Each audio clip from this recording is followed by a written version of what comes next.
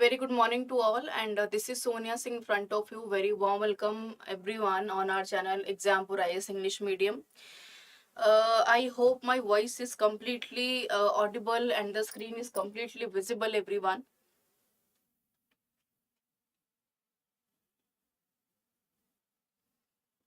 Okay.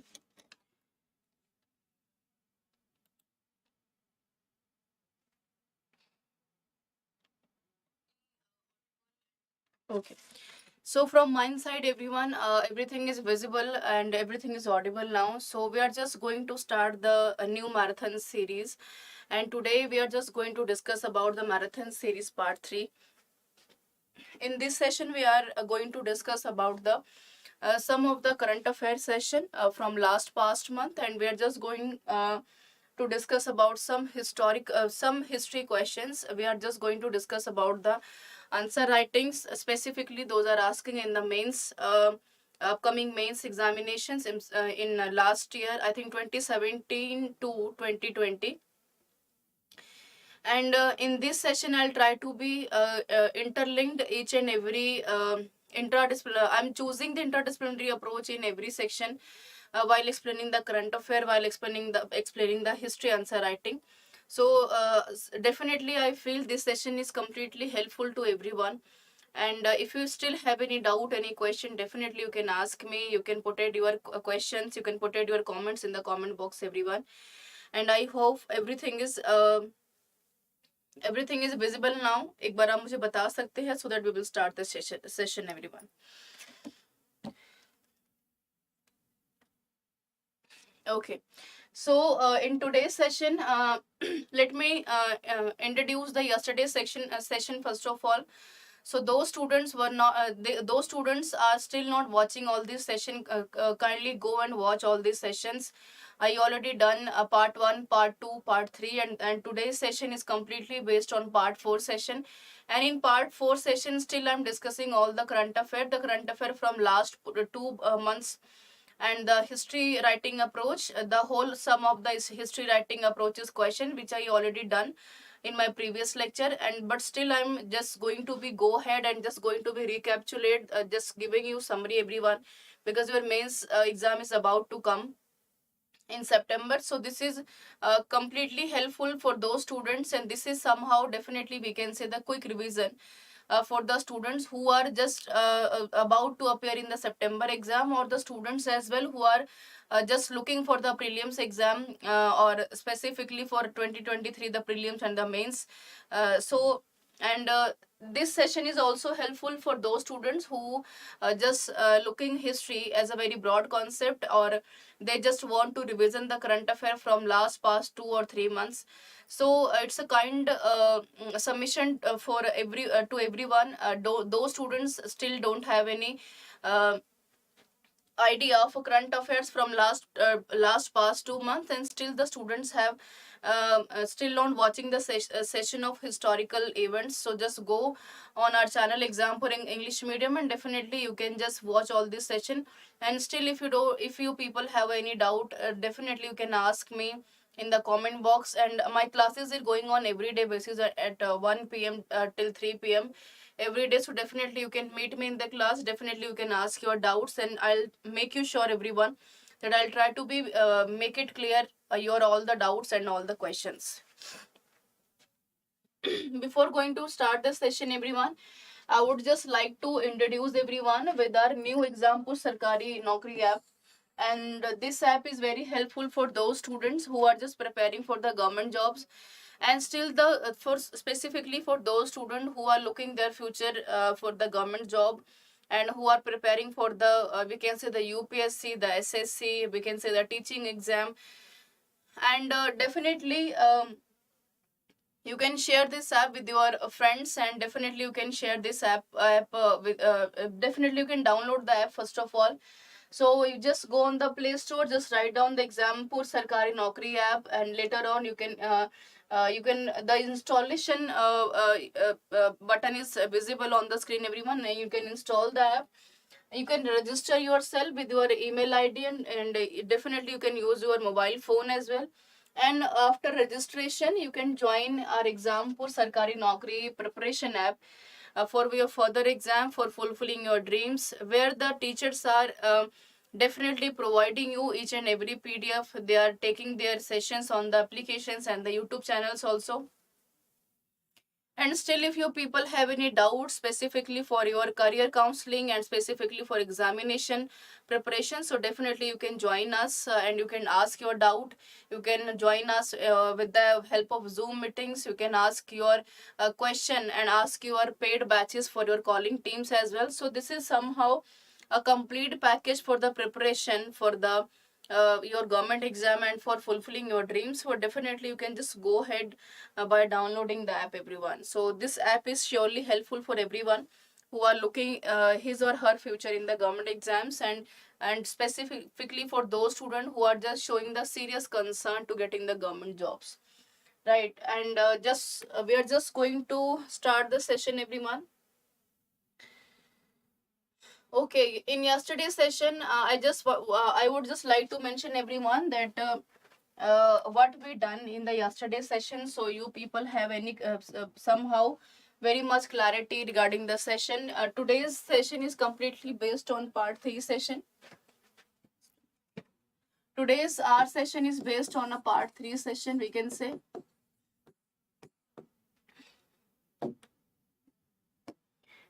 Okay, part 3 session, and this session is very much important for the students who are going to be prepared for going to prepare for UPSC exam prelims, or as well as the mains, or specifically for the students who are just going, who will be appear in the September exam. So part 3 session I already cover more over 2 months current affairs session. 2-month current affairs sessions. Fine. And I already cover about the moreover, I feel so, moreover 20 questions of history answer writing. History answer writing.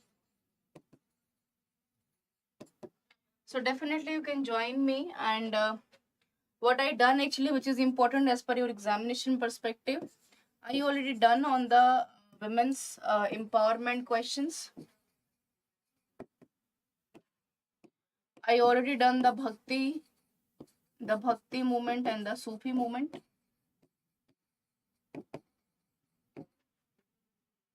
Okay, the Sufi movement.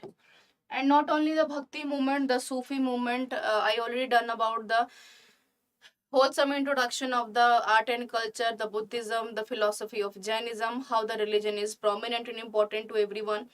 So this I already done all these sessions.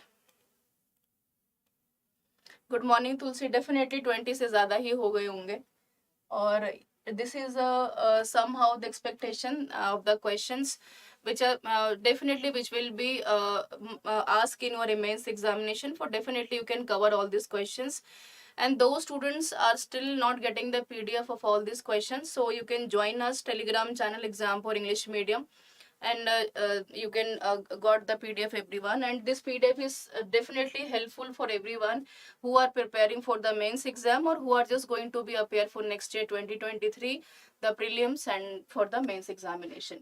So I have already done the QS World University Ranking 2023. QS World University Ranking is not only important as per the prelims perspective, but also whenever you're looking the higher education, specifically for Indian higher education. And yesterday's session I already discussed about the reformation, the improvements, the challenges in the higher education, and I think sum up the important points in the session, so I don't think so there is a need for the any elaboration. Okay, fine Tulsi. So let's move ahead. This is all about the PM care for children, everyone. This is a PM care for children. In yesterday's session I already explained to you everyone कि भाई COVID-19 अभी हाल फिलहाल का बहुत burning issue रहा है, तो definitely we just expecting कि मेंस में यहाँ से क्वेश्चन बनना श्योर है. So as per the mains perspective, definitely the question will be asked on the government initiatives, and the challenges specifically for the pandemics and the epidemics, चाहे वो Covid की बात रहे, चाहे वो पहले भी हमने बहुत सारे जो है प्रॉब्लम्स को फेस किया है. So this is all about the PM Care Fund specifically for the COVID-19 suffered children. So Mr. Narendra Modi is already deciding to provide more over 10 lakh rupees annually for those children who are suffered with the COVID-19, or the specifically for those students who lost their parents in the COVID pandemic. So this is a very important initiative by the government, or in this session I already mentioned number of the initiative by the government, specifically for the children who suffered not only in the COVID-19 but definitely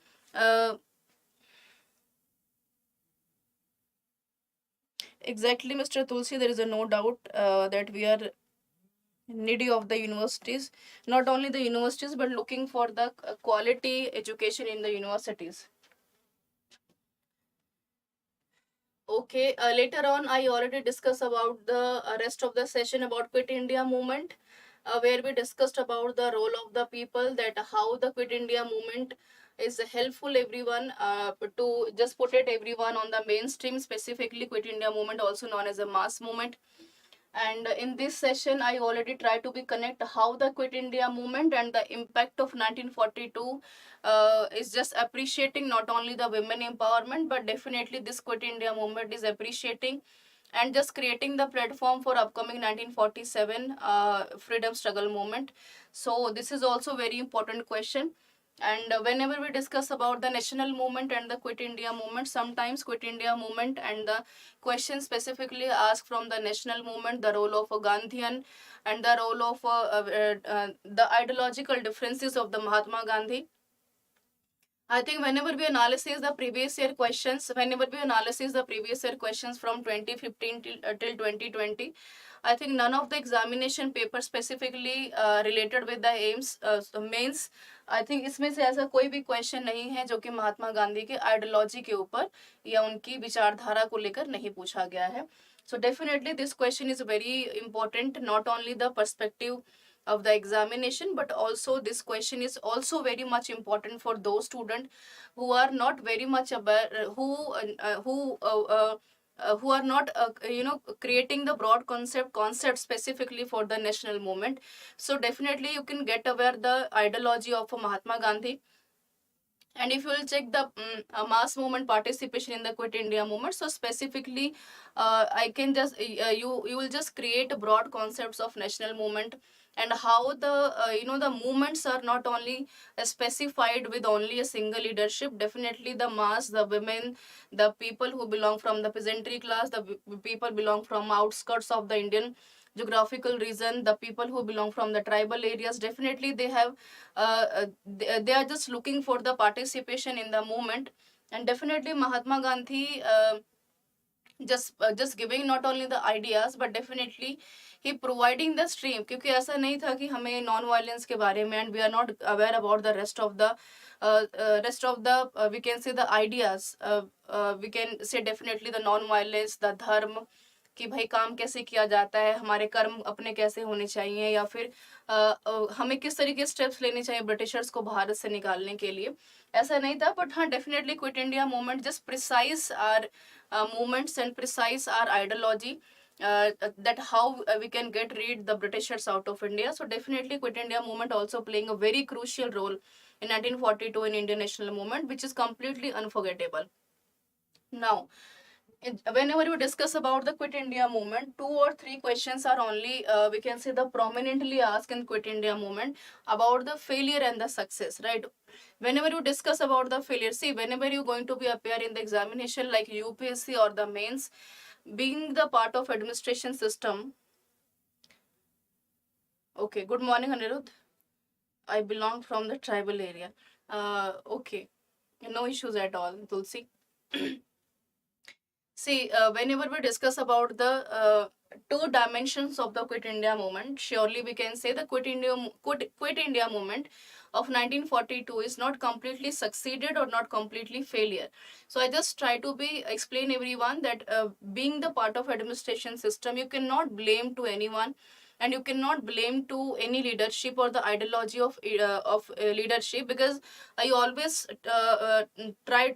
I always I think mentions numbers of the times everyone in my lecture कि हमारे movement बेशक अलग अलग थे. Even if I am discussing about 1757, 1764, even the third battle of Panipat, later on 1857, first war of independence, 1905 Bengal partition, we have a several movements, but definitely we cannot forget about the aim about the people. कि अगर आप tribal area से भी हैं, चाहे आप pageantry class से भी हैं, पर आपका जो एम था, whenever you discuss about your participation, the aim that you everyone is just against the ideology of the British colonial rule, and सब लोग चाहते थे कि anyhow Britishers just get out of the India by hook by crook. So whenever you discuss about the failure and the succession of a quit India movement, definitely you cannot bias your ideology while writing the answers. You have to be put it your positive aspects about quit India movement, that quit India movement is definitely playing a very vital role to creating the platform for freedom struggle movement which happened in 1947. It is not only about the creating the platform, but definitely the people who are bifurcating from different reasons, the tribal, the peasantry class, the women, the young, the old, everyone is just ensuring themselves that no, really they want to get out the British colonial people out of India, and definitely they are just joining the same mainstream, and they are just fighting for their own freedom, for fighting for their own nation. तो जो ये freedom वाली feeling थी वो सबके अंदर थी, and somehow quit India movement just creating the platform.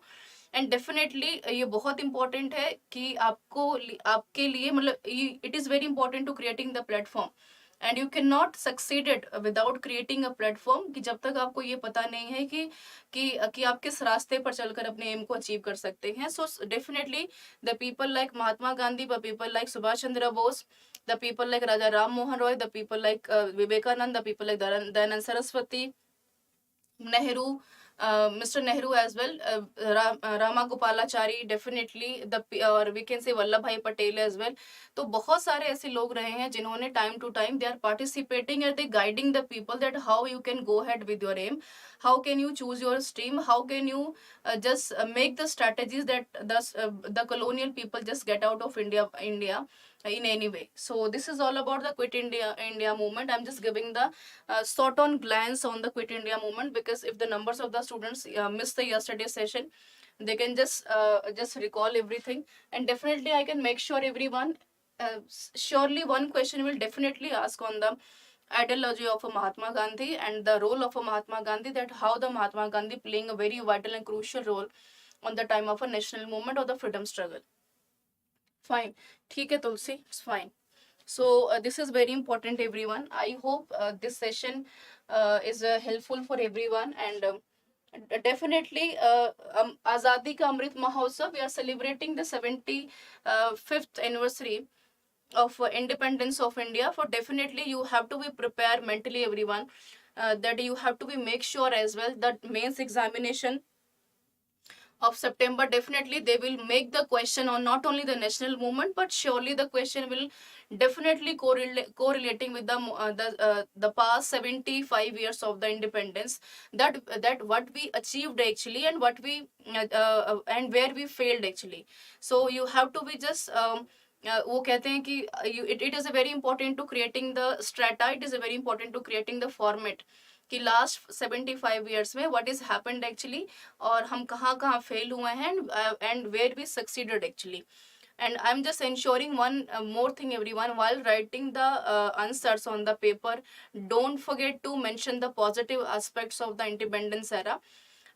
Definitely that we the people belong from individual personalities, so definitely we have a different ideologies, we cannot ignore of it, but be the part of Indian citizen. You have to be put it your answer not only individual person. Whenever you will start to doing the answer writing, you have to be play your role as a writer, being a part of Indian citizen, not individual personality. So you have to be minded all these question, all these things specifically whenever you will be appear, or whenever you will become the part of administration system, right? Because whenever you just going to yourself with the biasness of anything, definitely the judgment of the examiner while checking the examination paper, definitely he or she will judge that the key जो student है उसका क्या अपना opinion है, and what he exactly want to explain with his or her opinion on the examination paper. So definitely it will help you everyone with upgrade yourself while taking the more and more marks in the examination. But definitely if you are just going to put it your all the views on the negative aspect, so you're not going to getting any marks in the examination paper, so you will just make yourself make your ensure yourself, right? Now, okay, communalism, yesterday's session I already mentioned everyone about the wholesome the definition of the communalism, I feel. And communalism, whenever you discuss about the word like communalism, I already mentioned, I think, more of the examples in yesterday's session about communalism. When we are looking for the any particular community, when we are looking ourselves not only the part of Indian citizen, when we start to looking ourselves being the identification of the religion, right? When we start try to be identified ourselves as the identity of a religion, कि भाई हमारी community में हमारा religion अच्छा है, तुम्हारा वाला खराब है. So this is not only this is not only the representation of the biasness of any citizen of a citizen of any country, but definitely whenever you choosing the word like communalism, the word like communalism is just expressing and with just correlating with each and every aspect which is not completely up to the mark in the development of the India, or for the growth as well, personal growth as well, right?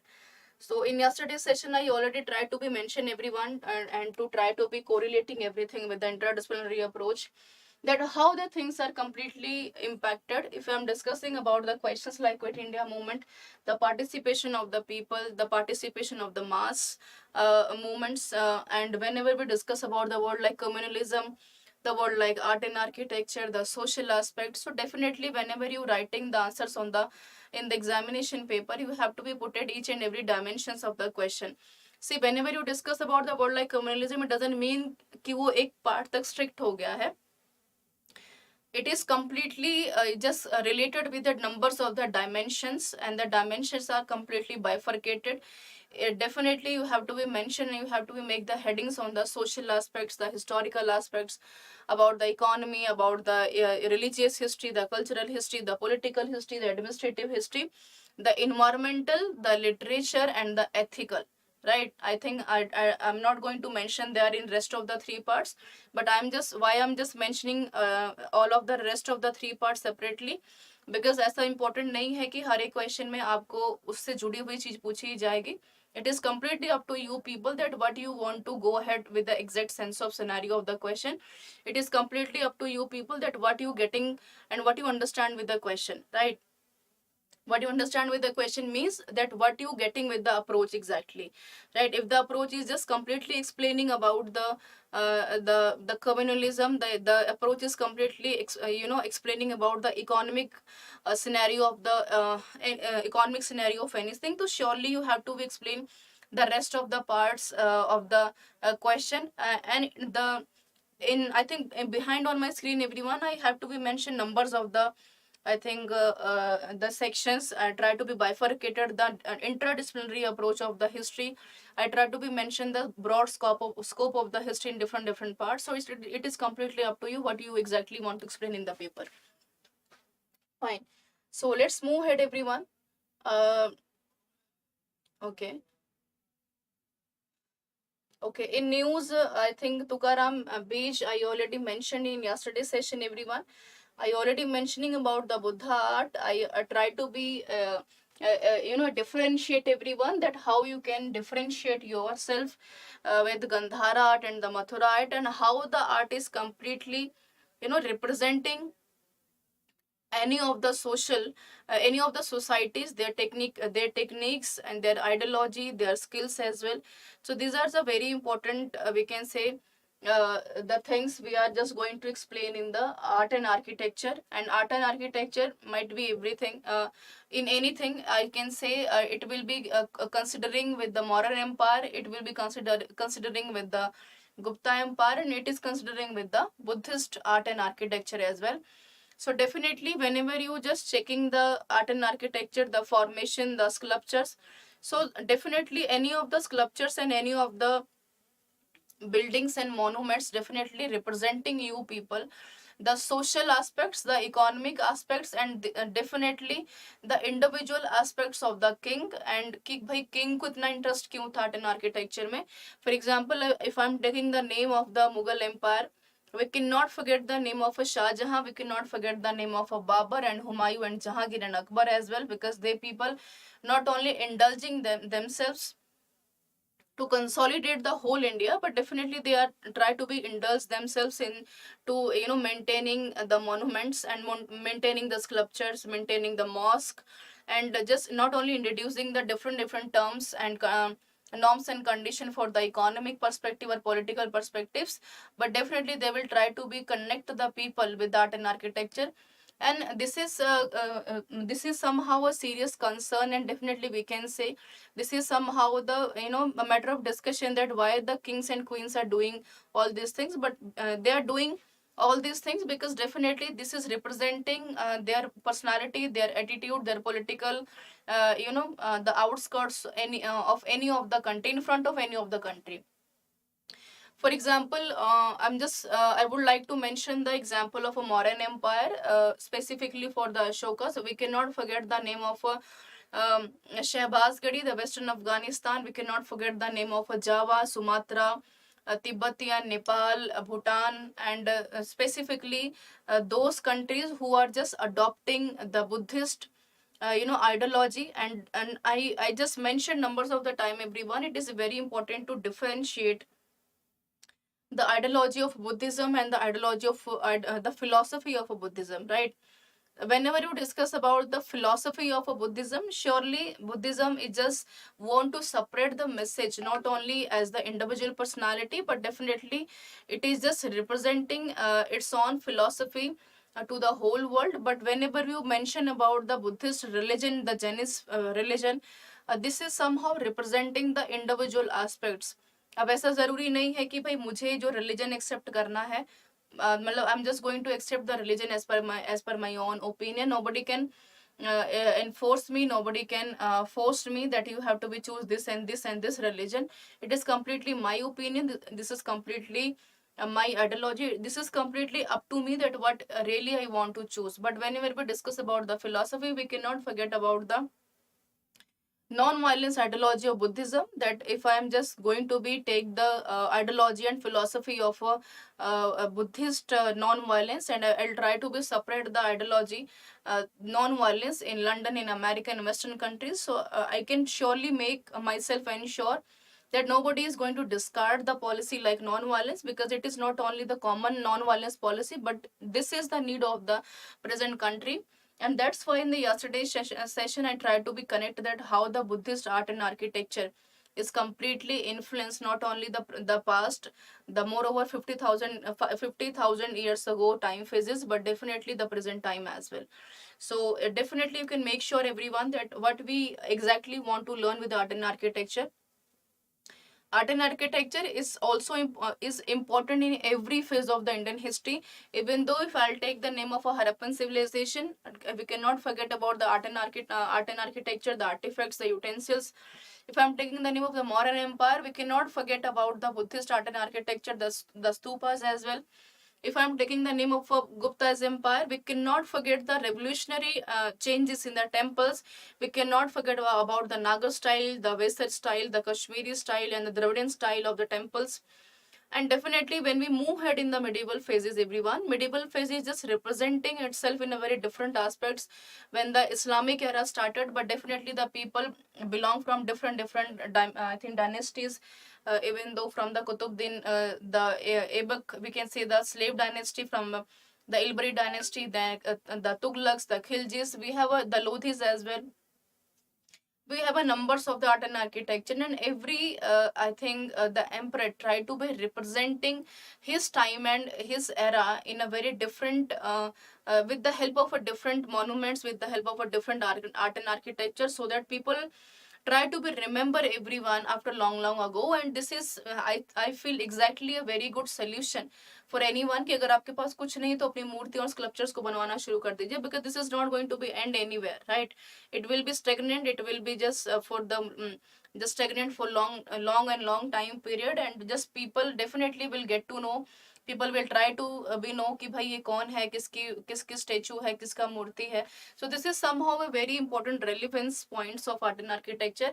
Exactly that why we are doing it, that the whenever we discuss about the impact, and the impact not only the society, but definitely this type of art and architecture representing everywhere, on the national level, the international level, and just try to be we help to popularize the empire on the international level. So we cannot forget the name of a Kanishka, we cannot forget about the Kushana Empire, the Shakas, and we cannot forget the name of the modern empires, the inscriptions as well, which found not only in the India, the Central India, but also it found in Japan as well, in Bhutan as well, Java, Sumatra, Indonesia, Tibet. We have a numerous of the countries, we can say, where we exactly know the philosophy of Buddhism, and we exactly know the what is the ideology of a Buddhism as well.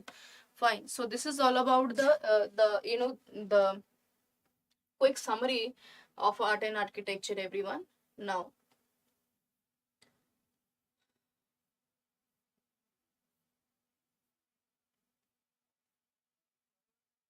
okay. So in this session, we are just going to representing about the peasant movement, everyone, that how the peasant movement. I think I'm not going to take the everything every question in a detailed manner. Why I am just explaining everything what I did yesterday session, because this session is very much important, everyone. And this session is not only important because I'm just giving you the quick summary of the questions, but definitely this session is important to everyone who are just looking history as a scope, as a broad concept, or just try to be connect history with each and every aspect, with each and every individual aspects. Okay. So now let's move ahead, everyone. Okay, so we are just going to discuss about the peasant movement, everyone, and the peasant movement in the perspective of the national movement. So you can see on the screen that there was a paradigm shift in the characteristics, we can say, and the social impact of the peasant movement in the century, as a, we can say, compare to the 19th century elucidate. Fine. So what it is a very important to understand, everyone, what the question is exactly asked. I always try to be mention in my lectures, everyone, several of the times, that whenever the question is asked directly, or we can say the indirectly, whether the question is asked on the examination, whether the question is asked on the different we can say the aspects, the analytical discussion, the critical analysis, the elucidate. So it is a very important, everyone, to be analysis the question first of all, what the question is exactly asked, right? So what they ask exactly, they are asking about the paradigm shift, right? They are asking about the shift in what? In the 19th century or in the 20th century. So whenever we discuss about the meanings like centuries, it is a very important to understand. Mr. Akshay, I'm taking each and every session. I mean that I'm already taking the medieval, I'm already taking the ancient, the world history as well. So this session, I'm just going to take more over 20 or 30 question in this session. This is a marathon session. I'll try to be mention the question whose are those questions specifically important as per your understanding, or as per the need of your mains perspective. Mr. Akshay already giving your answer. Yes, I'm taking the modern history. In the modern history, I'm taking the part of a national movement, not the whole modern India. The whole modern history or the whole modern India is such a very vast, we can say the vast, the objectives, and it is very difficult to fulfill the each and every objectives in a single class. Right, Akshay? Okay. So can we, you people answer me that what do you understand by the shift, everyone? The people who are watching me right now, Can you answer me, everyone, that how you can just compare the peasant movement with the paradigm shift, and how you can understand the peasant movement with the paradigm shift in 19th-20th century? Right. And why I'm asking the question, whenever you discuss about the shift, when definitely we will discuss about the differentiation, right? So how you can differ yourself in 19th century, in the 20th century with the peasant movement? Can we answer me? Can you people answer me, everyone?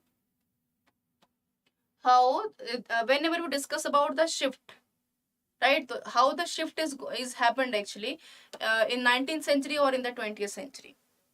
Just tell me.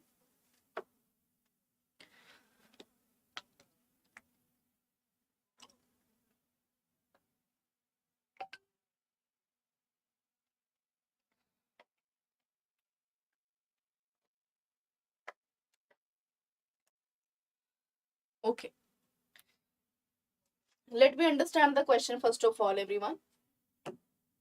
Okay, see, the question is asked on the paradigm shift. So what we are going to explain actually, right? What we are going to explain actually, the question is asked directly first of all on the explanation. What we are going to discuss about the peasant movement. Fine. So what they ask in the question, first of all you have to be check the question कि question पूछा किसके ऊपर गया है, ठीक है? They ask on the question on the explanation. On the explanation. Explanation of what? Explanation about the shift. Right? Shift on whom? In the 19th century or in the 20th century? It means in this lecture, in this question, we are just going to check about the differentiation. Right? The difference we are just going to take. That how the difference is going to be happened actually. Fine. So how the differentiation is happened actually, we are just going to be try to be check. We will just try to be enhance our knowledge. We will try to be check ourselves with the broad analytical approaches. Fine. So in short, while going to start the question, everyone, see, peasant movement. First of all, the question arising in our mind, that why the peasant movement is happened actually. See, whenever we use the word movement, right, it means something is moving on. Is it okay, everyone? Whenever you choosing the word movement, it means that something is moving on. Right, that's nothing is going to be stagnant. So what we are just going to discuss about the shift between the 19th century or the 20th century, that how the 19th century and the 20th century differentiated with each other, specifically in the context of the peasant movement. Right. So in this you can say the comparison, we are just going to compare about the 19th century, we are just going to compare about the 20th century. So what is happened about the 19th century? We are just going to take the participation of the three people, the peasantry class, the zamindari class, and the local people. But whenever we discuss about the 20th century and the participation of the people, surely we cannot forget the name of a definitely we can take the name of a peasantry class, definitely we can name of the zamindari class, but definitely the role of the peasantry class and the zamindari class is completely bifurcated, completely differentiated, completely separated in 20th century. They are not equally participated against, they completely not participated against the British policy or British colonial opinions. Right. For example, if I'm taking the example of a 19th century or in the 20th century, so what we are going to discuss about, we are discuss about the shift, right? That how the shift is happened actually. See, whenever we discuss about the 19th century, what is happened actually, why the peasant movement is happened actually, because the revenue and the revenue policies and the enhancement in the revenues is completely not up to the mark as per the opinion of the peasantry class, right? So they are not satisfied completely. So what their aim actually, first aim, they just want to get rid out of the British Empire, or they just want to minimize or just want to end up their own revenue, their revenues, right? So what is happening there? In the 19th century, the peasantry class and the zamindari class, they are equally participated against British Empire. Fine. What they are doing, the peasantry class and the zamindari class, they are equally participated against the British Empire. But when we are looking about the shift, what the shift is exactly happened in 20th century, the peasantry class, the only class is just shift against the British Empire policy, against the British Empire policy, right? And the British Empire and the zamindari class, they were get together on the same platform and they are just looking the peasantry class, right? So there is a differentiation between that. In 19th century they are completely get together everyone, the peasantry and the zamindari class. But what is happening in 20th century, the peasantry class is the only class who are just fighting for their own rights, fighting for the minimizing for the revenue, and they're just fighting the ideology of the British Empire. But the zamindari class completely favoring the British Empire, they completely leave the peasantry class and they just completely start to take the sides of the British Empire. And because why they are doing this, they are doing this because definitely they are just getting the benefit by exploiting the peasantry class, and they are just just taking the divide the share with the British Empire, the profitable shares with the British Empire and the zamindari class with each other. Okay, good morning everyone. I'm exactly fine, Anjali.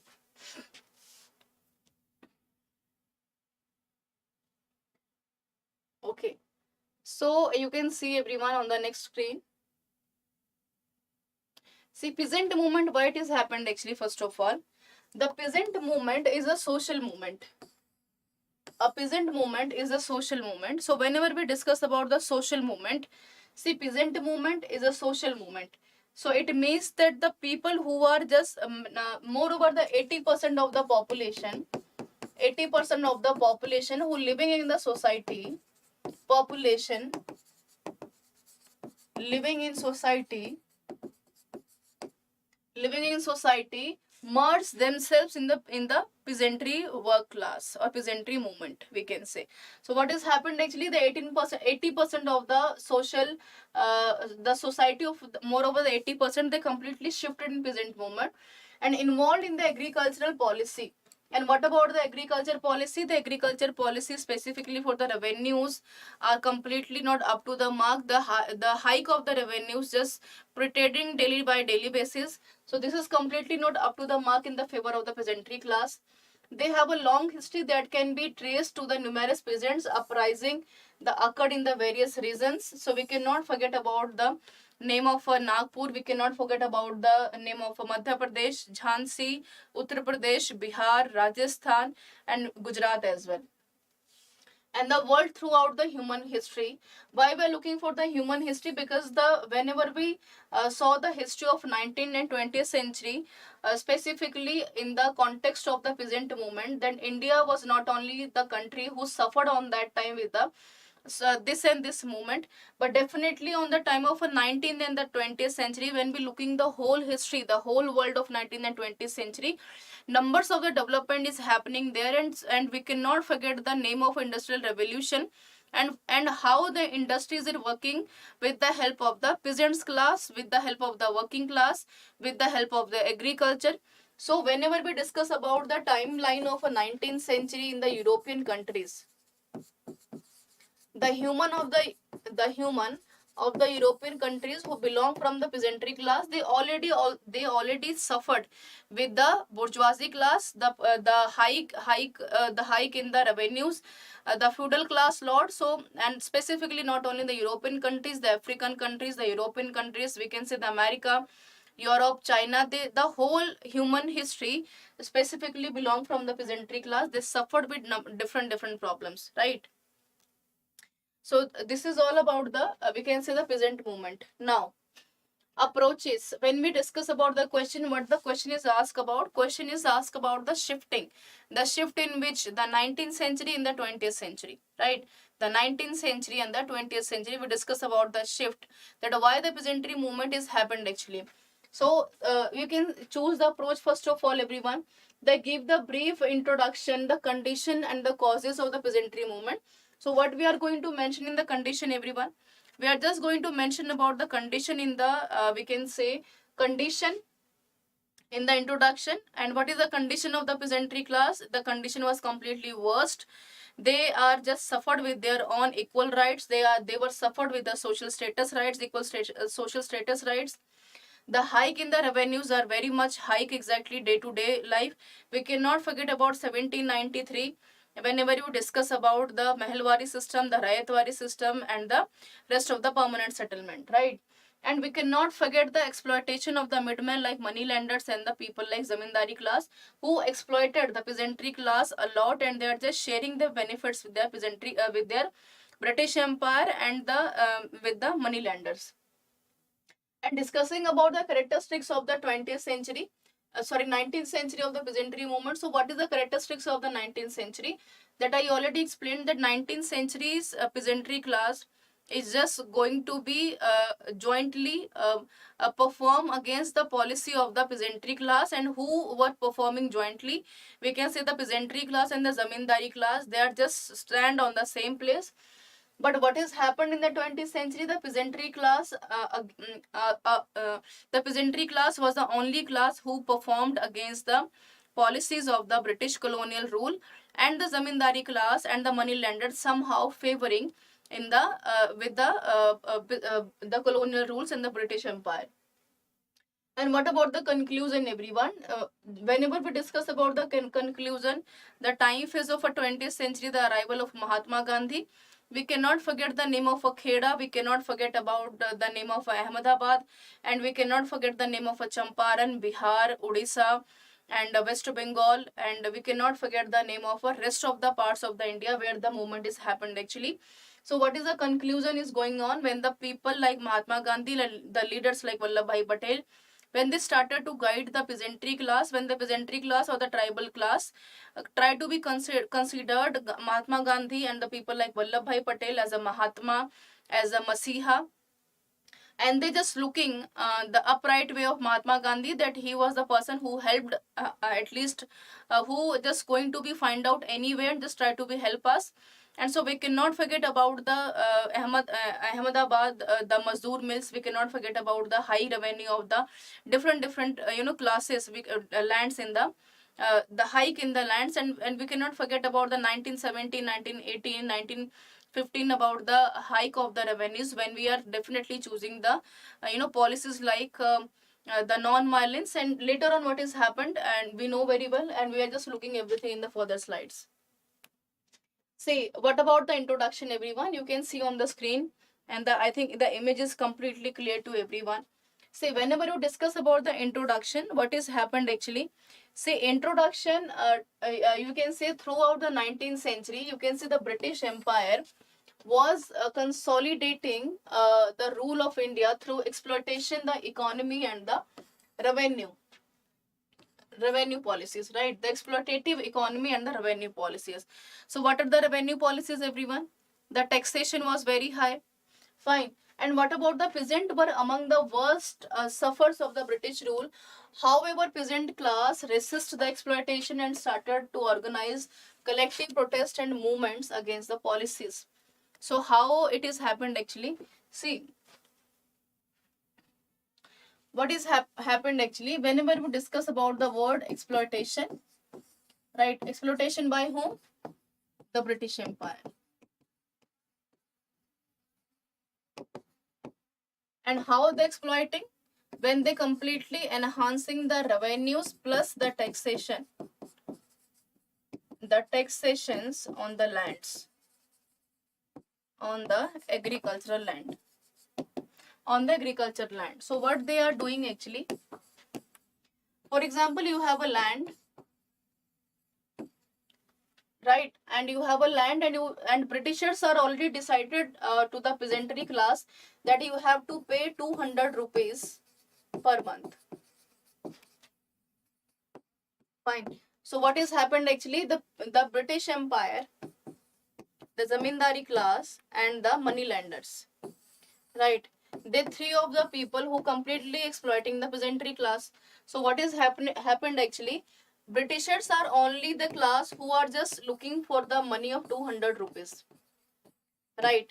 And on this behalf, the British Empire not going to provide any of the facilities of the peasantry class, not only the irrigation facilities, not only just exempted to the peasantry class who suffered with the problems like the weathers, we can say the famine as well, because we cannot forget about the 1791 1891, the Bengal famine, where moreover 50 lakh of the people were died just because of the hunger and just because of the lackness of the food. So what is happening there?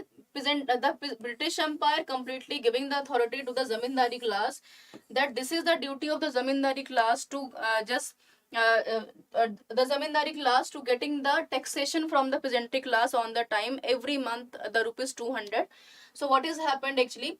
The zamindari class also looking for their own benefit. So what they are doing, they are not looking for the 200 rupees, they are looking for more over 500 rupees, right? So 500 rupees is what they are just sort on the 100 rupees with themselves, the more over 100 rupees with themselves, and rest of the part they are just adopting to the British Empire. So what is happening? We are just getting more over 400 rupees from the peasantry class. And what about the when we are completely not aware about the burden of the peasantry class, we cannot imagine the burden, the sufferness of the peasantry class, because the crops and the land, the fertility of the land, not, and the production of the surplus production of the land is not is same as every year we are getting. If we are getting more over 100 quintals of the anaj from the lands, it is not possible that we are getting more over 100 quintals or more over the 100 quintals of the grains at every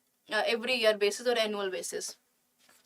So what has happened there actually, when we are looking for the exploitation and the taxation and the lands, the taxation is very high, and moreover 50% of the taxation is completely is mandatory for the peasantry class to pay the British class. And in the 20th century, when the zamindari class and the moneylenders, when they started to take the side of the British Empire, the peasantry class suffered with the moreover the not only the high taxation, but the exploitation of the still the exploitation of the peasantry, the zamindari class, and the exploitation of the moneylenders.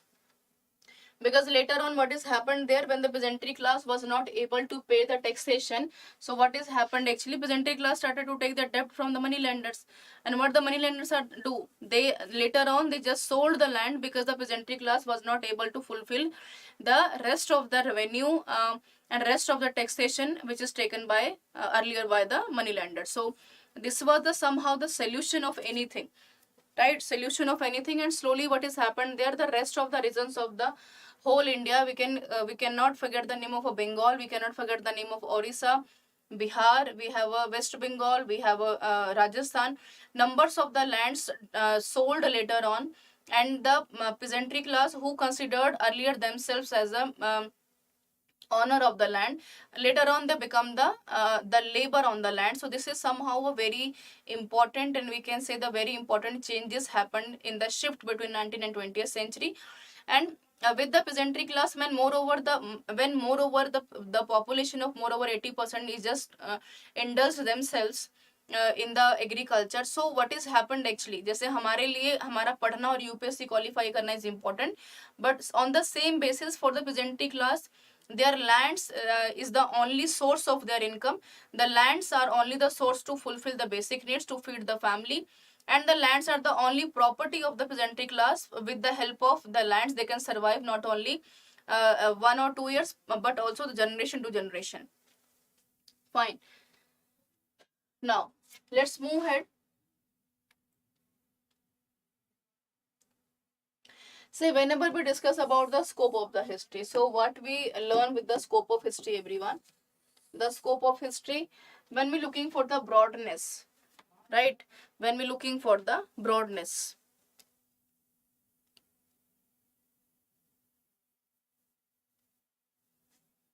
hmm.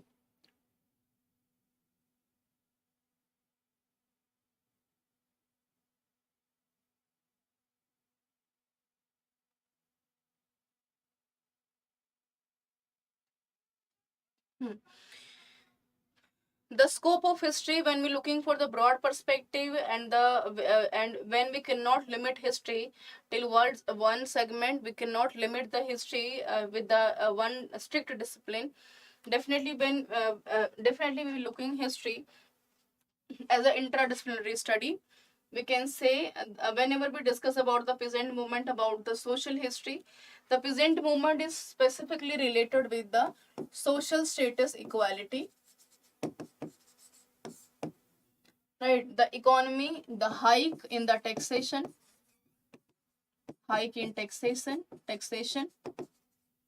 fine, religiously, right? We cannot forget about the arrival of Christianity,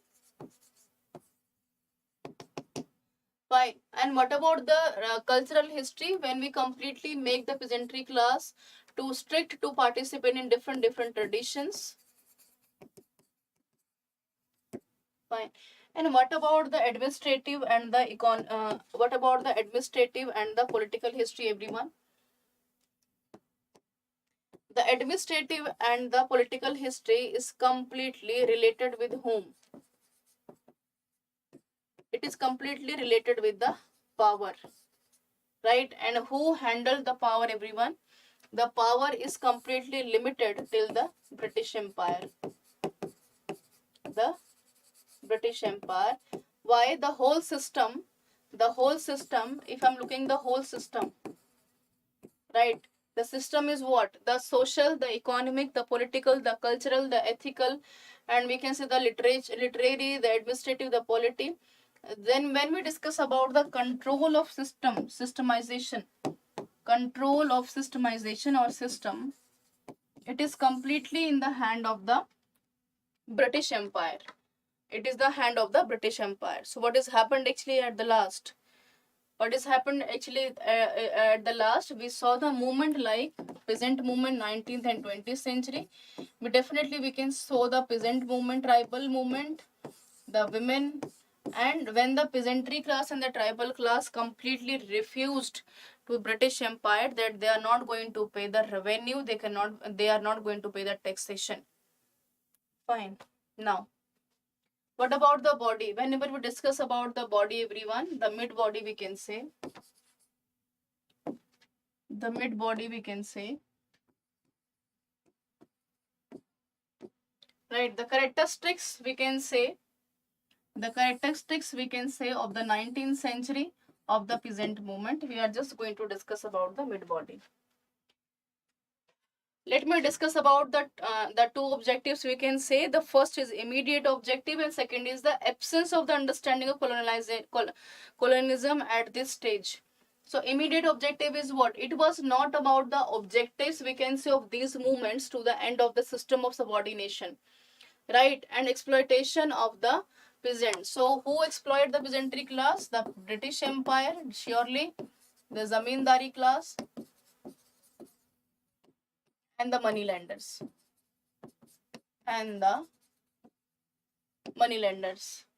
Right, the demand were centered almost wholly the economic issues. And what are the economic issues? The land, we can say, the taxation, right, the honor of land, the hike of the taxation we can say, right. The struggle, when we discuss about the absence of the understanding of colonialism at this stage, the struggles were directly towards specific and limited. The struggle were directed towards specific and limited objectives and readdressal of particular grievances. The movements were directed against the foreign planters and the indigenous zamindars and the moneylenders. In the 19th century, everyone, you can say the situation of the 19th century, right? And the colonialism was not the target of these movements, right? So what they happened actually, the peasant class, the zamindari class, and the people like moneylenders, they were not very much aware about the intention. We can say they were not very much aware about the intention intention, we can say the ideas, or we can say the ideology of the British Empire. Fine. You can see on the screen. So this is the immediate objectives, just because of the hikeness in the taxation, But whenever we're looking about the absence of the understanding, right, that they were not completely understand the whole opinion of the we can say the zamindari class, the peasantry class, that what they needed actually, right, what they needed actually. Now you can see the map, everyone, on the screen. Now I would like to take the break for a minute, everyone, and I will present within 1 minute.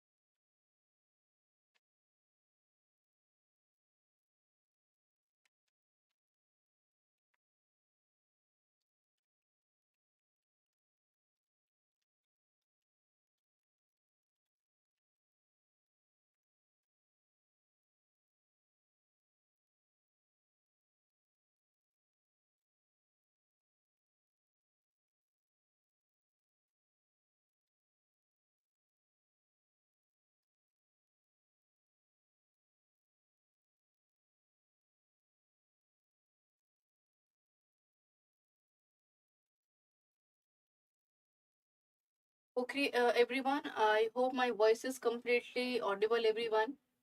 I already discussed about the immediate objectives and absence of understanding of colonialism at the same stage of level.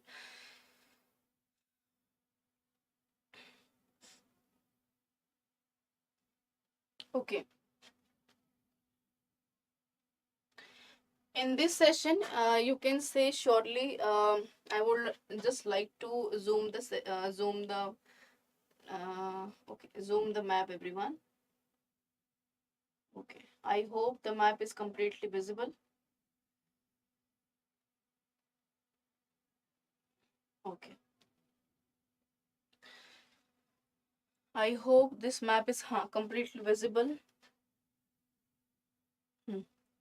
So you can look at everyone whenever we discuss about the presence of the the exploitation of the peasantry class, the 19th century and the 20th century. Fine. When we look at the whole map of India, it is very important to discuss about the places, right? This is all about the Kheda, Gujarat, Ahmedabad, Gujarat cotton mill workers strikes, right? Movement of Indigo, Champaran, right? So and Dandi, we can say specifically the Kheda, Champaran, right, and Ahmedabad. Three of the prominent places. Three of the prominent places where the peasant movement, and the when we look at the shift specifically for 20th century, right? When the 20th century is suffering with the lackness of what? The lackness of participation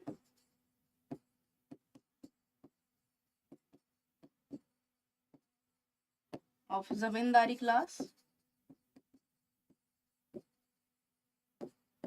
plus the moneylender class,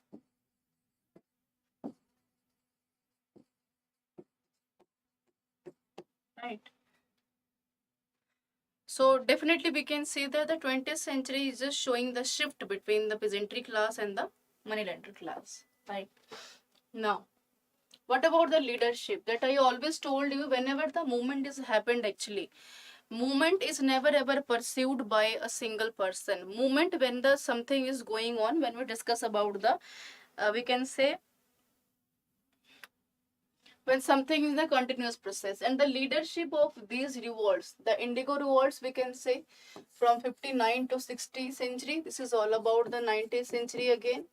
Now the Pabna Agrarian League in again the 19th century, and we can see the Deccan Riots, but the form of the peasantry itself again happened in the mid of the 19th century, right? And the territorial reach was limited to particular local region.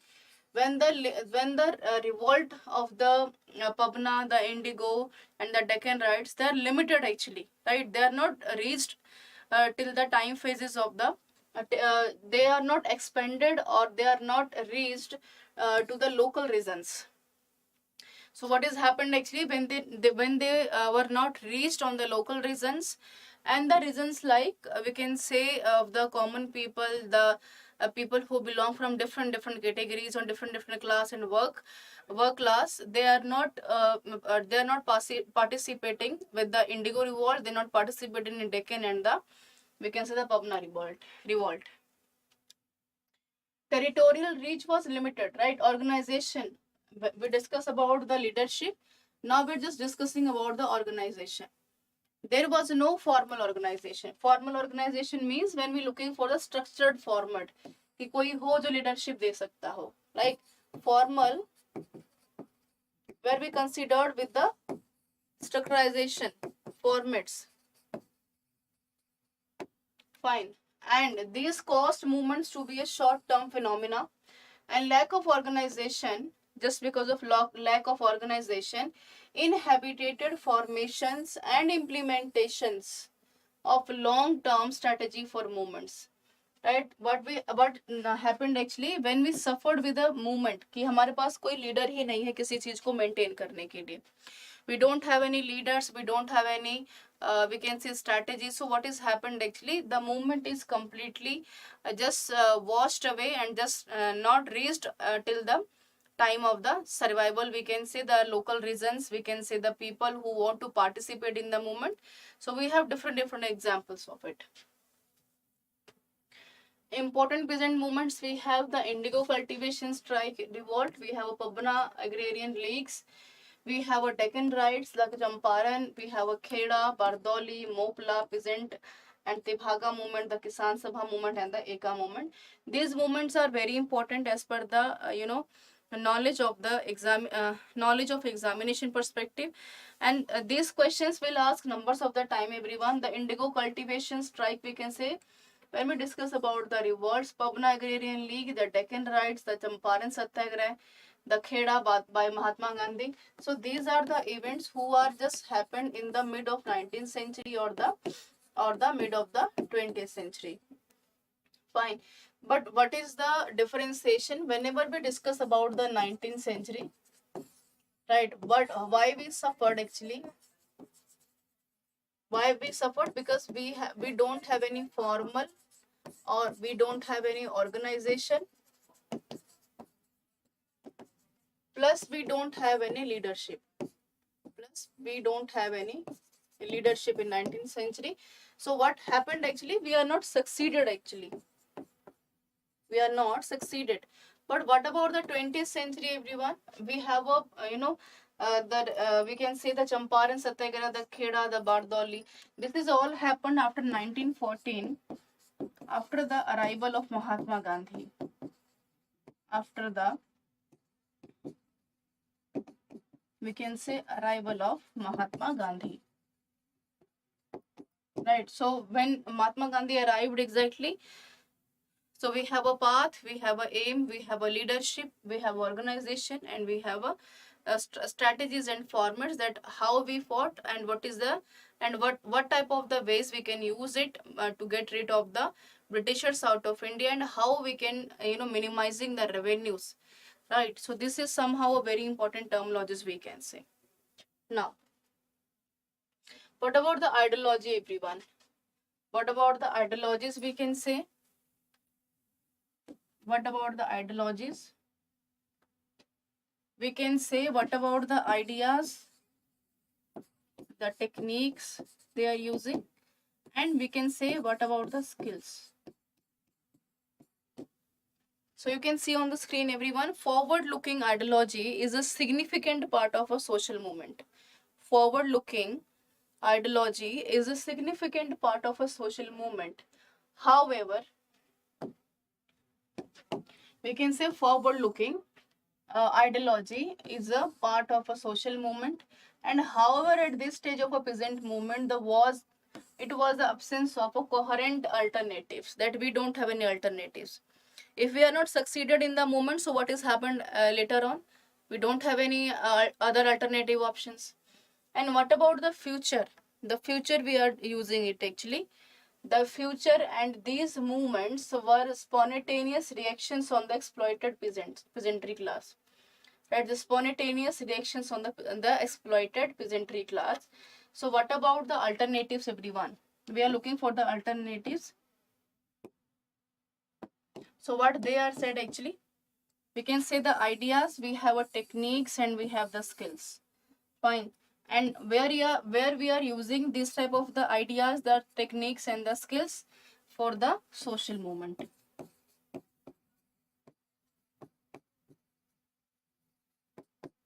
When? In 19th century and in the 20th century. Fine. But what is the absence actually? When we just discussing about the absence in the social movement में absence क्या था? What is the missed actually? So we are just definitely we can say that we don't have any alternatives.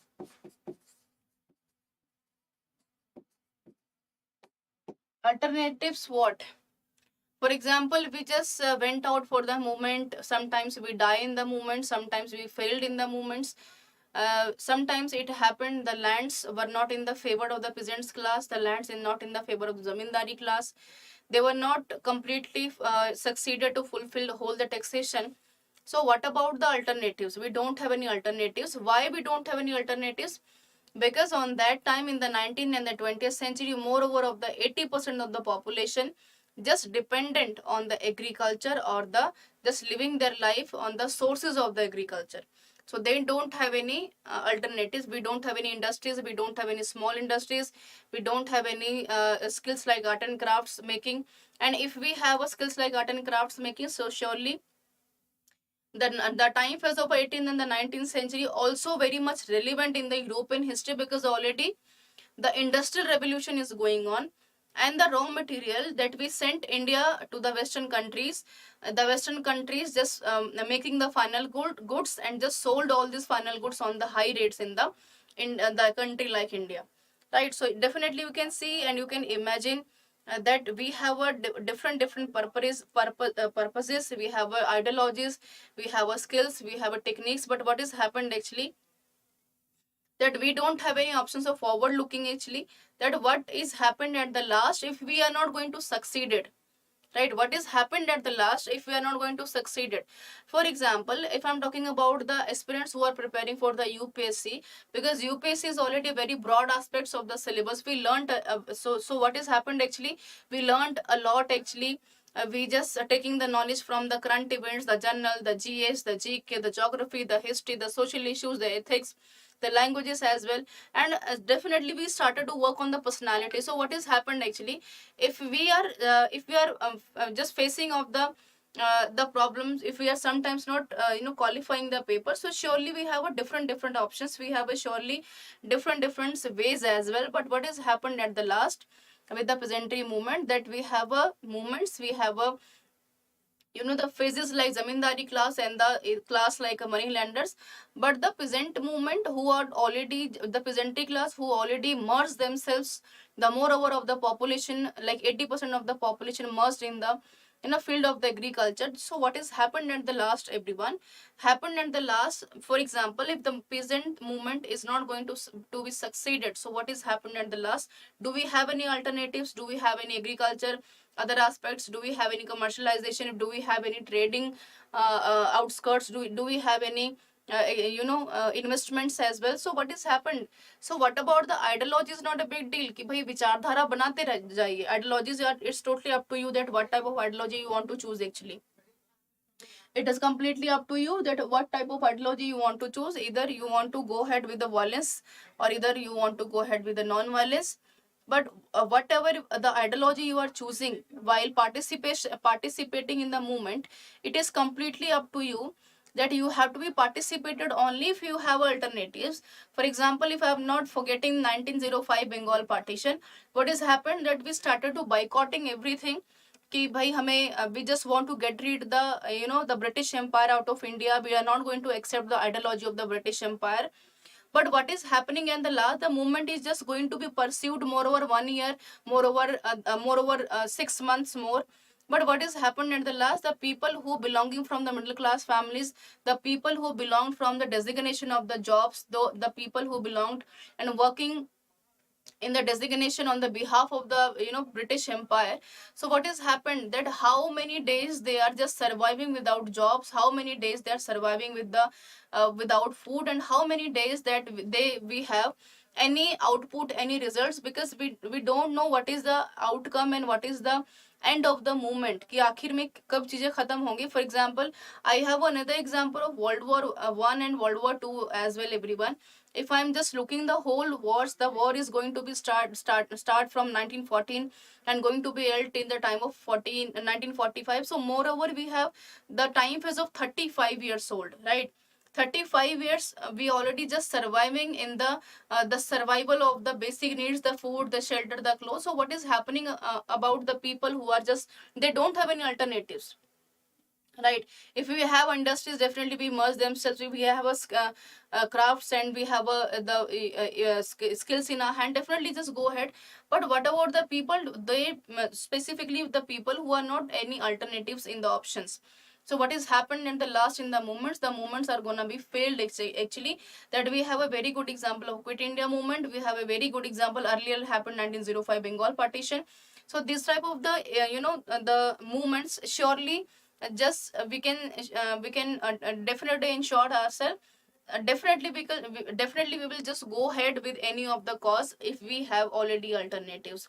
Ideology is definitely playing a very vital role to succeed at any of the movement, but definitely we cannot ignore it. Ideology is only working if you are just fulfilling your basic needs that we're getting from anywhere. Right now, what about the characteristics to everyone?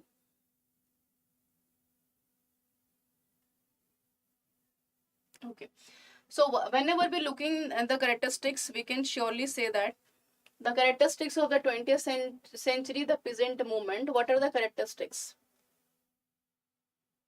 We have a Kisan questions. Nature of the peasant movement in India before war. Like before war. National mobilization, the peasantry or the revenue. Fine. Revenue on the question. When they are just put it their whole concern to decrease the revenue, decrease the taxation. Fine. And what about the Gandhian approach, everyone? Gandhian approach is completely dependent on the non-violence. Fine. Rights of tillers and the tenants farmers. Ethnicity and the peasants movement and formation of All India Kisan Sabha 1936. Congress growing distance from peasants. So what is happening at the last? This is all about the characteristics surely we can say with the peasant movement. Peasant movement as a part of the national movement surely. That's why we said the peasant movement is also the social movement. The social movement and as well as the national movement. Why? Because till the time phase of the 19th century, only few of the people or only the few of the regional areas of the India participated in the movement. But what is happened in the 20th century, everyone? When the people started to realizing कि अगर ये उनके साथ हो सकता है तो this is completely happened with ourselves as well. So it is very important to at least just talk about the rights, just talk about the minimization of the taxation. And what about the national movement? National movement, when we are just looking not only single problem, we have a numerous of the problem. We have a hike in the revenue taxation. We are not getting the benefit of the equal rights. We don't have any lands. We don't have any sources. We don't have any sources to fulfill the basic needs. So what has happened actually? Peasants were brought in the, we can say the broader struggle against the colonialism, beginning with the Champaran Kheda, and we have already the example of Bardoli movement, and there was an emergence of anti-colonialism consequences among the peasant. Why anti-colonialism? Because the people and the peasantry class who belong from Champaran, Kheda, Ahmedabad, Indigo, Pabna, Kisan Sabha, Teen Kathia movement. So definitely what has happened actually, people from Nagpur, people from we can say Jhansi, the MP, the Jharkhand, Bihar, Odisha, West Bengal, Rajasthan, Gujarat, the people were not completely satisfied with the opinion and with the ideology of the colonial people. They just want to suppress the colonial people, try to be suppress the peasant class. They just want to get out more and more benefits with the land, but it is completely not possible because peasantry class already suffered with the lackness of the sources, right? They don't have any irrigation facilities, they don't have any they're not getting any benefit with the surplus production. So what has happened at the last, the clashes between the ideology of the British Empire and the clashes between the policies, like the clashes between the peasantry class is completely just shattered down. And later on the peasantry class just started to looking for the we can say the revolts. So we have a very good example. If I'm discussing about the Deccan Riots, that numbers of the Britishers and the policemen were killed in the Deccan Riots. But what has happened at the last? We are still looking for the succession of the peasantry movement. We are still looking for their own rights and on benefits.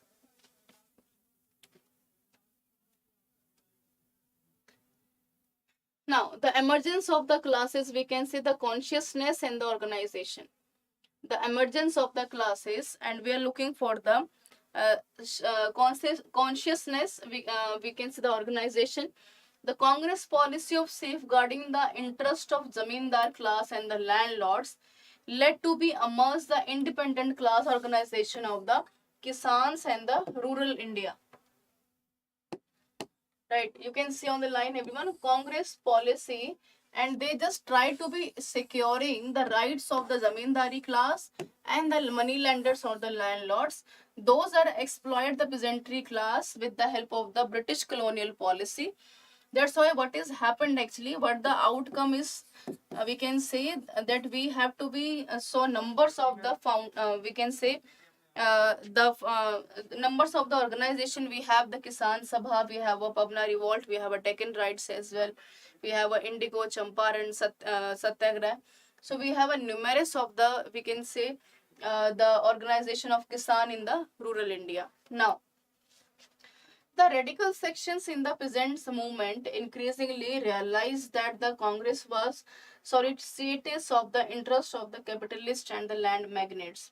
And what has happened at the last, everyone? The Kisan Congress Sabha is not completely favoring the British peasantry movement classes, the Indian peasantry movement classes.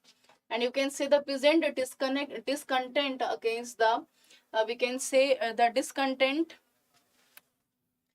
established the authority of the 19th century, but the movement started in the 20th century inspired by ongoing struggle from 19 to from 19 to 20th century. And the importance was including the Kisan Sabha and the Eka movement, and Awadh in UP, the Mapila rebellion and the Malabar coast, we can say, and the Bardoli Satyagraha, Gujarat. What they happened are looking actually, when we have a arrival of the good leadership, we cannot forget the name of Mahatma Gandhi. We have a good arrival of the different making of the organization. We have a very good example of a Kisan Sabha, and we have a very good example of a good output strategies which help somewhere to make the peasantry class and try to be listen the ideology of the peasantry class and try to be make success all the peasantry movement later on. Right. Now, what about the influence, everyone? Whenever we discuss about the influence, when we discuss about the shift between 19th or 20th century, do you realize any, we can say, the influence, कि हमारा जो overall influenceness था या प्रभाव कैसा रहा हमारा?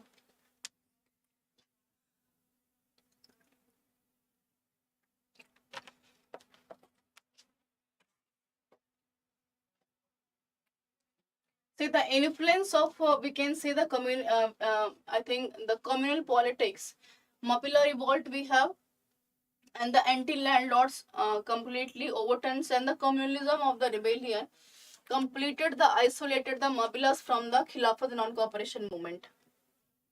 The Khilafat non-cooperation movement. And what about all India movements? The period of 1937 to 39, it is all about the time phase of a 20th century, everyone. When we are looking for the high water mark on the peasantry and the activity under the Congress politics, and who is Congress is favoring the classes like the zamindari class and the surely we can say the money lenders. So what has happened actually in the 20th century? The movement like Kisan Sabha, Deccan Rights, Pabna Revolt, sorry, is slowly organized completely. And what about the chief form of, we can say, the mobilization was through holding Kisan conferences and meeting where demand were aired and resolution were passed. And for whom they are passing the resolution, they are just looking the minimization of the taxation, and campaign were carried out in the villages. And why they are just carried out the campaigns? So that the different regions of the India, they try to be awakening about the understanding and about the ideology of the colonial rule, and they have to be stand against the policies, the ideology, and the exploitation against the British Empire. Fine. Now, what about the leadership, everyone? During the period of leadership, you can see on the screen. See, what about during the peasant period? We can see the peasant movement were led by the Congress and the communist leaders. Telangana movement we have was organized by the communist-led guerrillas. Similarly, Tibhaga movement where the peasantry class liable and forced to at least pay more over the 50% of the taxation. And we have a very good example of a Kisan Sabha. Like why it is happened actually when we have elements and characteristics like leadership, the good organization, and the good strategical out of opinion that what is happened and what is the alternatives of the rest of the other peasantry categories.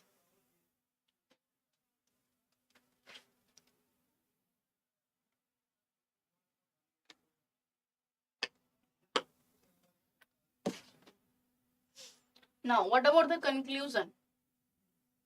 See, whenever we're looking about the nature, everyone, that what is the nature of the peasantry class, surely we cannot forget about the difference was nature progressive coming out of increasing awareness of the colonial motives and the Marxist colonial policies. What they are looking that handed over the whole power.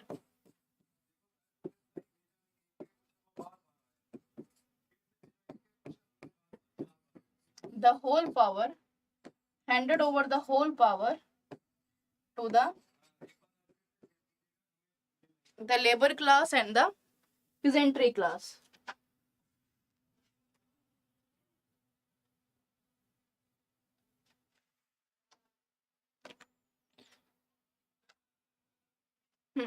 Right? Now, so what we learn actually in the same session, everyone, first of all, how we will frame the question. First of all, we are just going to explain the question. The question is asking on the examination. The question is asking on the examination. Examination of what? Examination of the peasant movement. The peasant movement in the 19th and the 20th century. Right? And what we learn about peasant movement in 19th century and 20th century, and what we want to learn actually, and we just want to explain the question. We are looking of the shift. Fine. So this is the we can say the understanding of the question. Somehow the shift is just introducing ourselves with the understanding with the question. We can say understanding of the question, that what the question exactly want to say. After just understanding the question, it is a very important to create the good approach. And in the good approach, what you are going to explain about it? First of all, you are just going to explain about the introduction, the mid body we have, and later on, surely we cannot ignore about the conclusion. Fine. So what we understand in the approach, whenever we discuss about the word like approach, what we learn with the help of approach, what we understand with the meaning of approach. Right, so what we are going to choose, first of all, the understanding of the question, understanding of the keywords. Right, try to be understand everything about the 19th and the 20th century, the whole terminology and the whole time phase of 19th century and 20th century. Fine, and it is very important to understand that everything, not only the world but also the, we can say about the Indian history, that what is exactly happening in 19th and 20th century, and but it is very important to check about the leadership qualities in the 19th and the 20th century.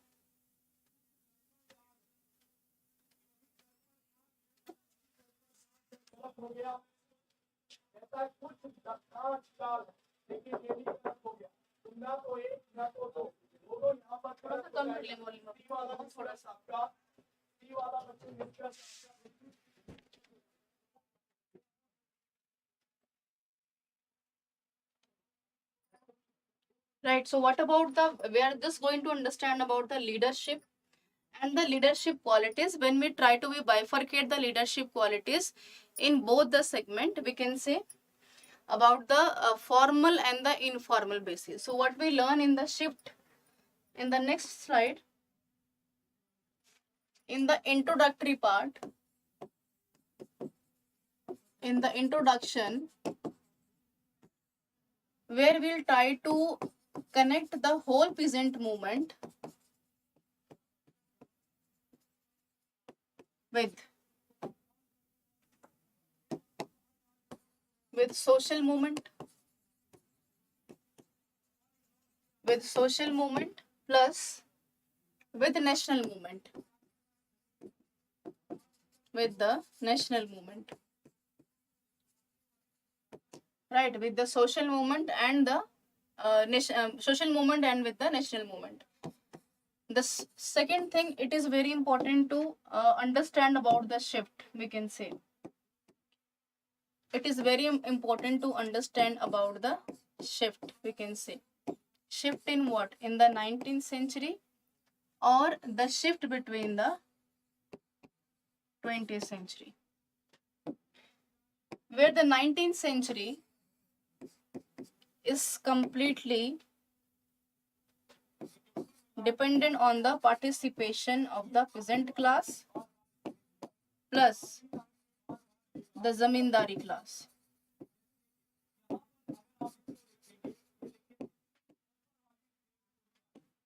Fine. What about the 20th century, everyone? When we discuss about the separate participation, when they are in the 19th century, when they're looking for the perspective, we can say perspective, right? Perspective, and we can say the ideology of the perspective of whom? The East India Company. In short, we can say the British Empire. The British Empire. Fine. In the 20th century, the whole sum of the part is completely dependent on the separation, we can say. The peasant movement, right? They are completely standing on the same place against what? Against whom? The British Empire plus the zamindari class plus, we can say, the moneylenders.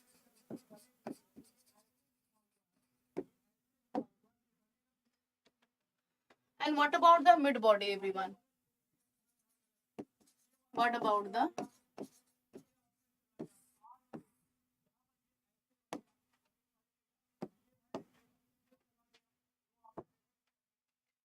the mid body? When we looking the clash, when we looking the characteristics, first of all, characteristics, we can say, when we looking for the need, when we looking for the factors, when we looking for the reasons. Here we are suffering with the need of the leadership. We have a lackness of leadership. We have a lackness of organization.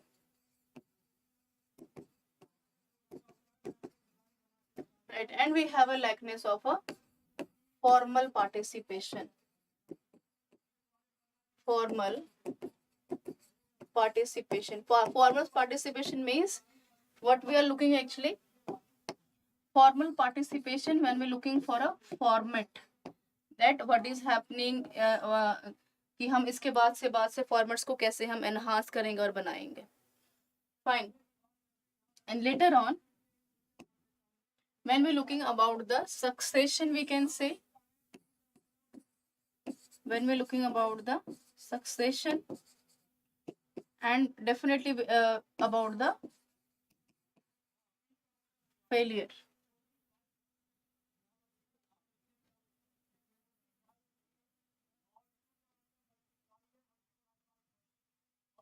Succession and the failure.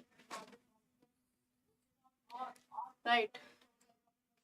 And at the last, when we discuss about the conclusion,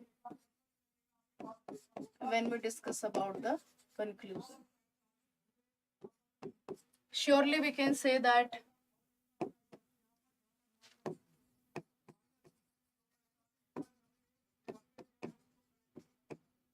the peasant movement plus we can also say that the peasant movement, also known as a social movement, also known as a national movement, and national movement is completely converted in the form of a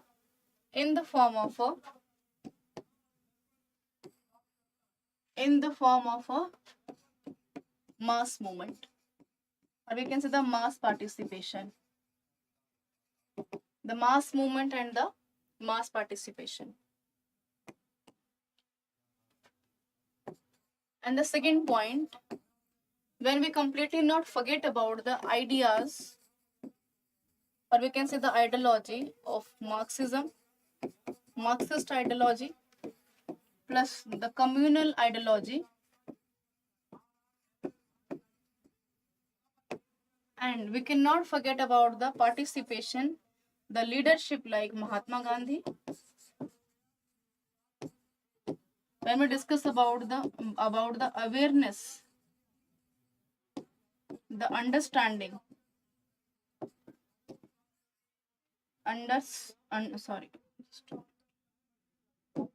we can say the understanding,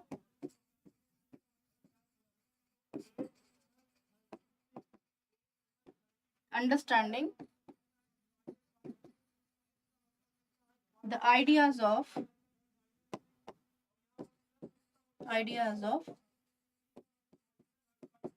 British Empire. And what is happening at the last, this is somehow creating the platform for mainstream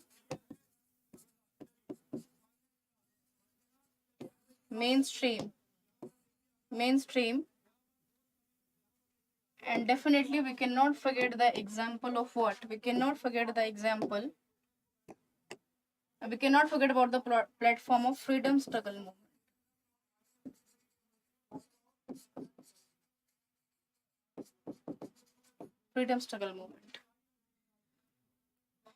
Right, so this is all about, we can say, bifurcated the whole question in different parts, and somehow when we started to developing thinking approach, understanding with the question, that what is the right way to understand the question and what is the right way to pursue the question further in the introduction or in the mid body or in the conclusion.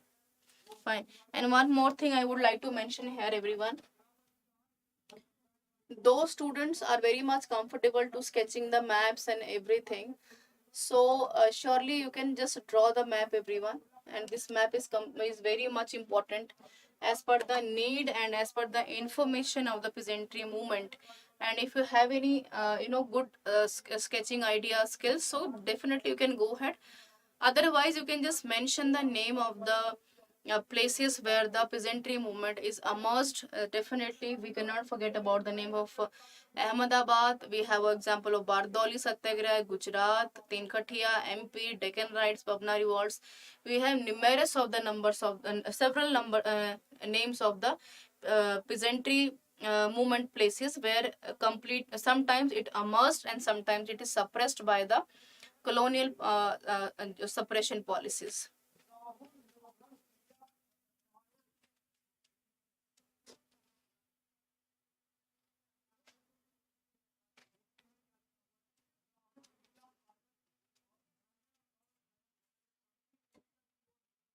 ठीक है.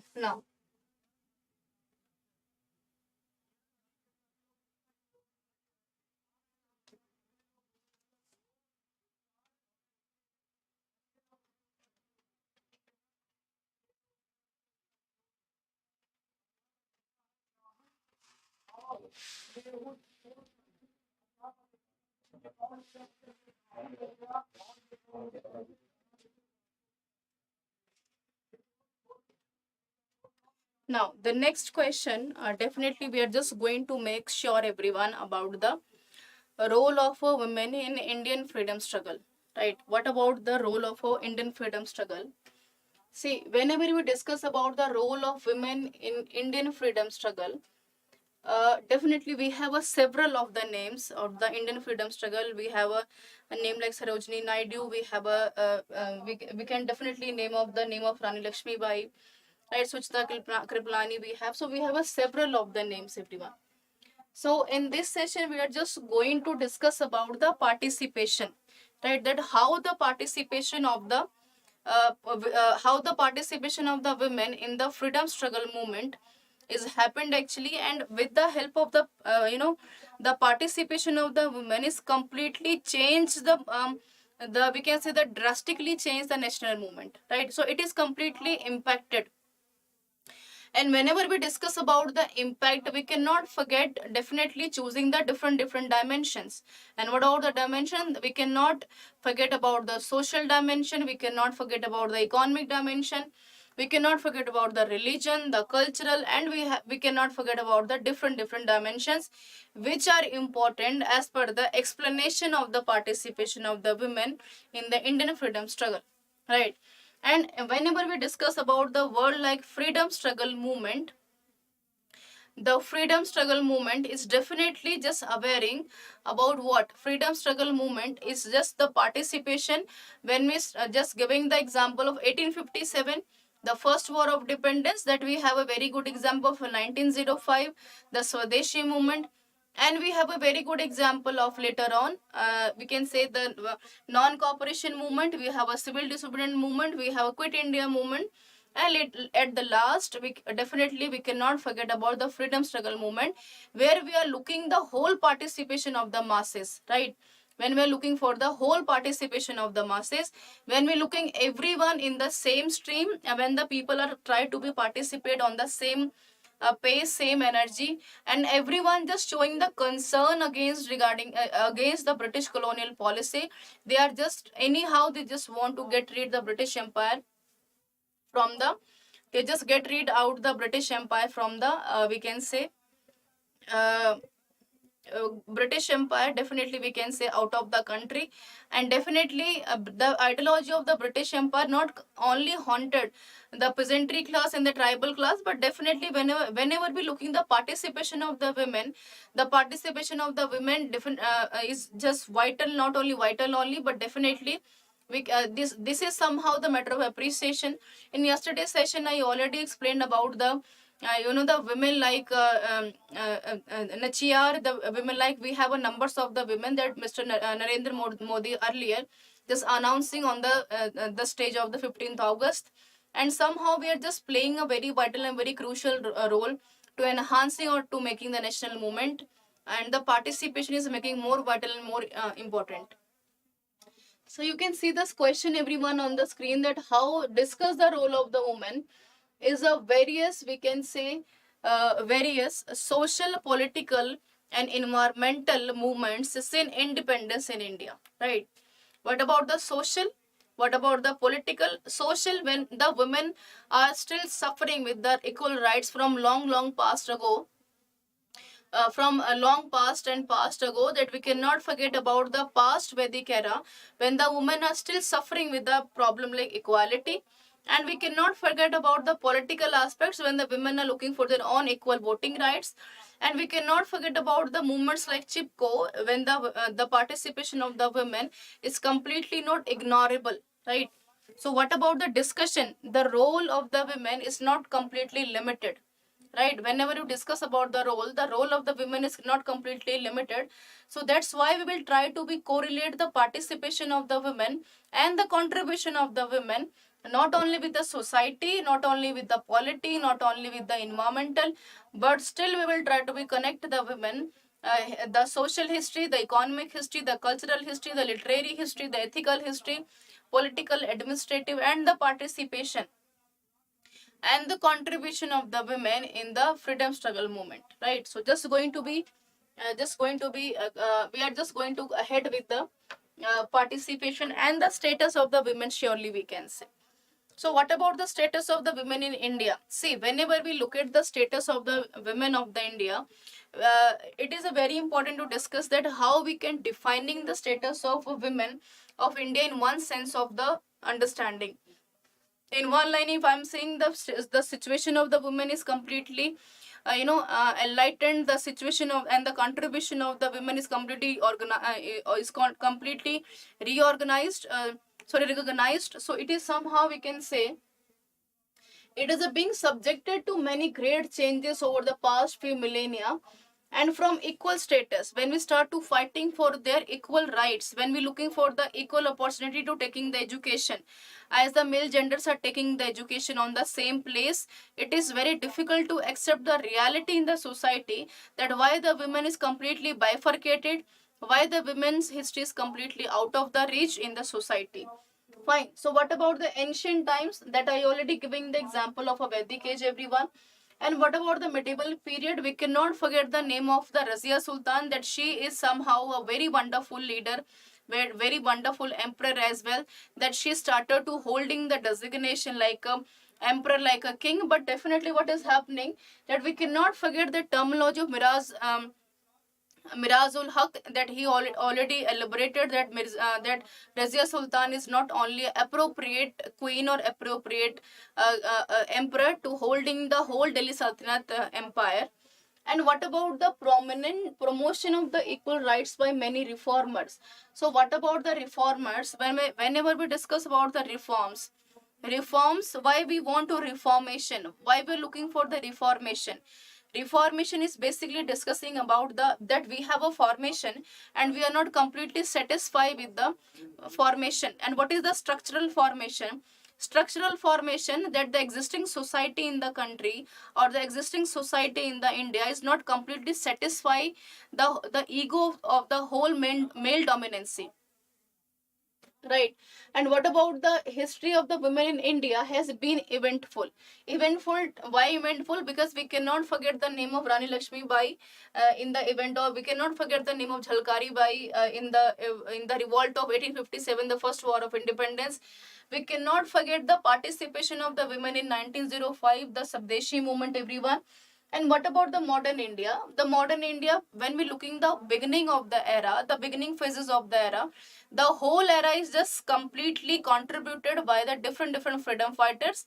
Either the freedom fighters just belong from different gender, either you are male or either you are female. But whenever we looking for the aim, what is the exactly aim of the nation, that we want to get rid out of the British Empire out of India, that we are not going to accept the ideology of the British colonial policy. So what is happening at the last, everyone, that the adorned, we can say, the high officers in India, including that of the president, we can say, the prime minister, we can say, the speaker of the Lok Sabha in the present time, and the leader of the opposition. So we cannot forget the name of the leader like Pratibha Devi Singh Patil. We cannot forget about the present leader, Madam Draupadi Murmu. We cannot forget about the name like Kalpana Chawla. We cannot forget about the name of the numerous of the lady who completely participated, contributing themselves not only the progress of the country, but this is somehow there is a long history behind it, that the when we discuss about the journey of the women in the participation in the political ideology, in the participation in the economic ideology, it is such definitely we can say it is a truth to accept a very in a very difficult it's somehow a very difficult truth to accept, that the women participation is completely not acceptable from past years ago. And just accepting the participation, just needy of the participation, just looking for the contribution, we moreover took 2000 years to just standing on the equal position. And what about the, however, women in India generally are still exposed to the numerous social issues. But we have a social issues exactly. Say in the present time, we are not going. I'm not going to looking the whole moreover 5,000 years ago. Just looking the present time. That if we are looking the situation of the women, this is still we are just looking for the development, the economic growth, the political participation. But what about what is happening behind the scene, everyone? We are still looking for the problem, like we have a the crimes against the women. We have still looking the equal rights, we are still looking the political rights. So we have a different, we have a problems like dowry system. We have a problem like the we can say the domestic violence we have. So we have a different social issues as well. So what about it, the according the global study conducted by the Thomas Reuters, he just completely just giving the very straightforward statement, specifically not only for India but to the whole world. If we are looking the whole country with the sufferingness of the women, that we are not completely enlightening ourselves, but we are still not just going to be reach on the place of the world. We are not going to just put it anything corner of the safe world. There the women are just going to be survive alone, and we are cannot just protect everything. And the whole world is not completely compatible with the equal contribution or the equal participation with the women and with the men, right? So this is all about the introduction, everyone. Now what about the status? See, status means what? Whenever we using the word status, what we understand when we looking for status and when we looking for the equality. So how your equality is going to be defined? How your status is going to be defined? Your status and your equality is going to be defined as per the development in the economy and the development of the polity and the development of the in the social aspects. The social reformers work to improve the status of women by working against the social evils like the sati, the infanticide, the we can say the abysmal condition of the women among them, among other things. Social reform, when we discuss about the thought, the social change could be initiated by educating the women. So what are exactly initiative? We just want to take the initiative by the educating the women and bringing the progressive legislation.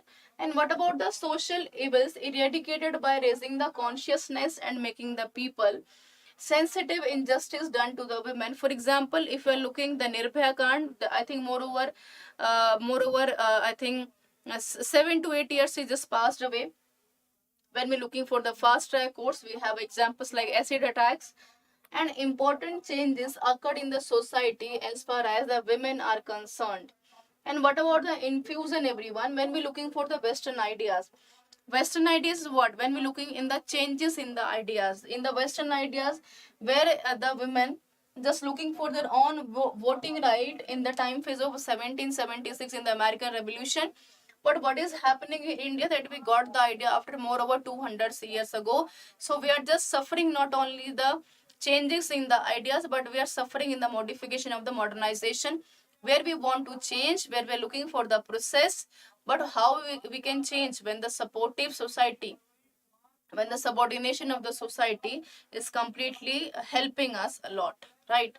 So this is all about the social reform movements, everyone. Now, what about the changing status of the women in the modern India? When we looking the changing status of the modern India, what is happening exactly? What is happened exactly, right?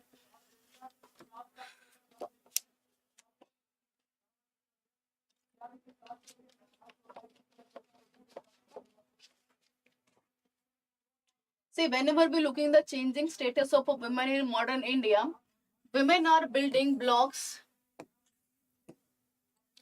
Women are like a building blocks, right, of family, and they were thread that ties up with their whole family. Women build family, family build the home the society, and the society helps to make the transformation in the nation. And state can only be developing when the status of all genders will improve, and the country cannot progress unless the condition of the women is rises. Fine. So how we can say that the women is always the matter of central concern. So what is the central concern? It is very important to improve the situation of the women. If we will improving the situation of the women, if we will improving the situation of the women, the condition, we can say the conditions of the society, the condition of the nation, and the primary part of the, we can say the society, the family, from the beginning point, and we can say the prior point of a nation, it is completely improved later on, right? So this is somehow a very important point as per the need of the changing, we can say the condition of the women in the modern India, right? Now, what about the women in the Vedic era, everyone? When we looking in the whole progress of the Vedic age, moreover, we are just looking 300 years ago. We're just looking more about 3000 years ago. Women were assigned a high place in the society, that we cannot forget the importance of Sabha, and we cannot forget the importance of a Samiti, right? Everyone. And they shared an equal standing with their men folk and enjoyed the kind of a liberty that actually had the societal sanctions. And what about the word like Shakti? Shakti, when we looking the word like a power, upliftment of the power. So how is power is just going to release? To whom just going to release the power in the hand of the women? It is a very important, it is the mentality, and it is a situation of the whole people, that they will try to be improve the whole the evils against the women, the infanticide, the crimes, the child marriages, that the evils existing in the society, it is a very important to improve. And what about the feminine principles of the energy? Then we talk about the Shakti existing in the society, the Shakti existing in the family, existing in the nation. So what is happening when the situation of the Shakti and the situation like a woman is not improved? So what about the impact on the nation? What about the impact on the social society? And what about the impact on the rest of the parts of the we can say the areas which is completely matter of concern and matter of improvement. Fine. Now, women movement in India. Whenever we discuss about the women movement in India, growth in autonomous women organization over the past 3 decades, right? And increase the awareness about the right. When we discuss that how we can aware about the how we can how women can get the right, how can we women become more evil free, it is a very important to discuss about the awareness, that how we can aware the women. And what about the demand of a special cells of women police officers for investigation, everyone? And demand for special cells, that we have a very good examples of a fast track courts. Fast, right? Change in a woman's status. So what is looking for the change in the status when we looking for the equality?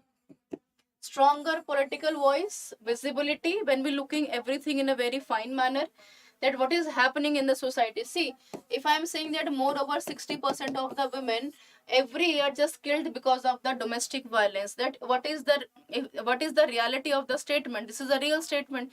So what about the visibility of the society? It is completely up to the society or the government is want to take the initiative to improve it or not, or otherwise this 60% is going to be 120 enhanced. And when it will be enhanced, we just going to be waiting for the further concerns ki ab kya kiya jaye. Now, so what about the economic, including the non-traditional professions? What about the non-traditional professions, when the women just merging themselves in the corporate world, when the women just try to be making the designation of the CEOs, and when the women is just representing themselves on the moon, and on the just showing themselves as the astronauts, this is somehow showing the power of a Shakti, right? And more number of the girls in the education is, I always told you everyone in my lectures numerous of the time, that education is not only we can say only a stream that we can adopt, we can choose. But whenever we discuss about the word like education is the word which helps to completely enhancing you and try to be educate you on the whole level. Not only educate you on the family, not educate the the whole nation, but also whenever we're discussing about the reformation, the need of the education, women is the key point who helps to separate the education in different parts of the India. Fine. What about the campaigns about the violence against the women? That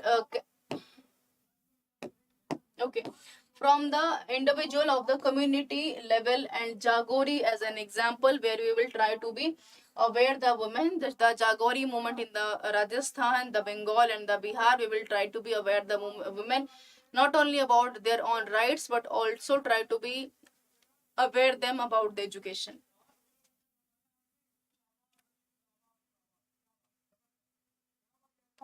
See, this is the map, everyone. I hope this map is completely visible to everyone.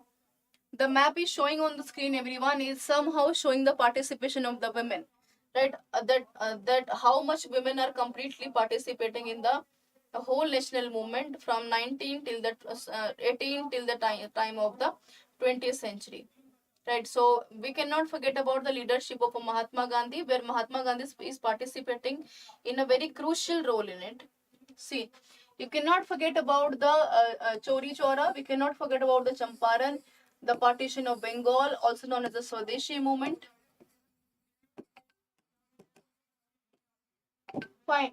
About the Sabarmati, about the cabinet mission, the Amritsar, the Jallianwala Bagh massacre, the Bombay, and the Madras, where the participation of the women is completely unforgettable and is completely acceptable by the designatory. Now, these are the, we can say, when we discuss about the law and the acts, right? The first act, definitely we can completely unforgettable about 1929, Raja Ram Mohan Roy and William Bentinck, about whom the Sati Act, we can say. Fine. And what about 1856, about the widow remarriages?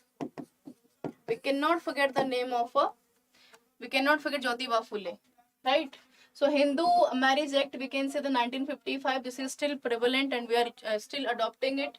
The Hindu Succession Act 1956, Dowry Prohibition 1961, everyone, right? And what about the representation of the women on the Prohibition Act of 1986, right? Equal Remuneration Act 1976.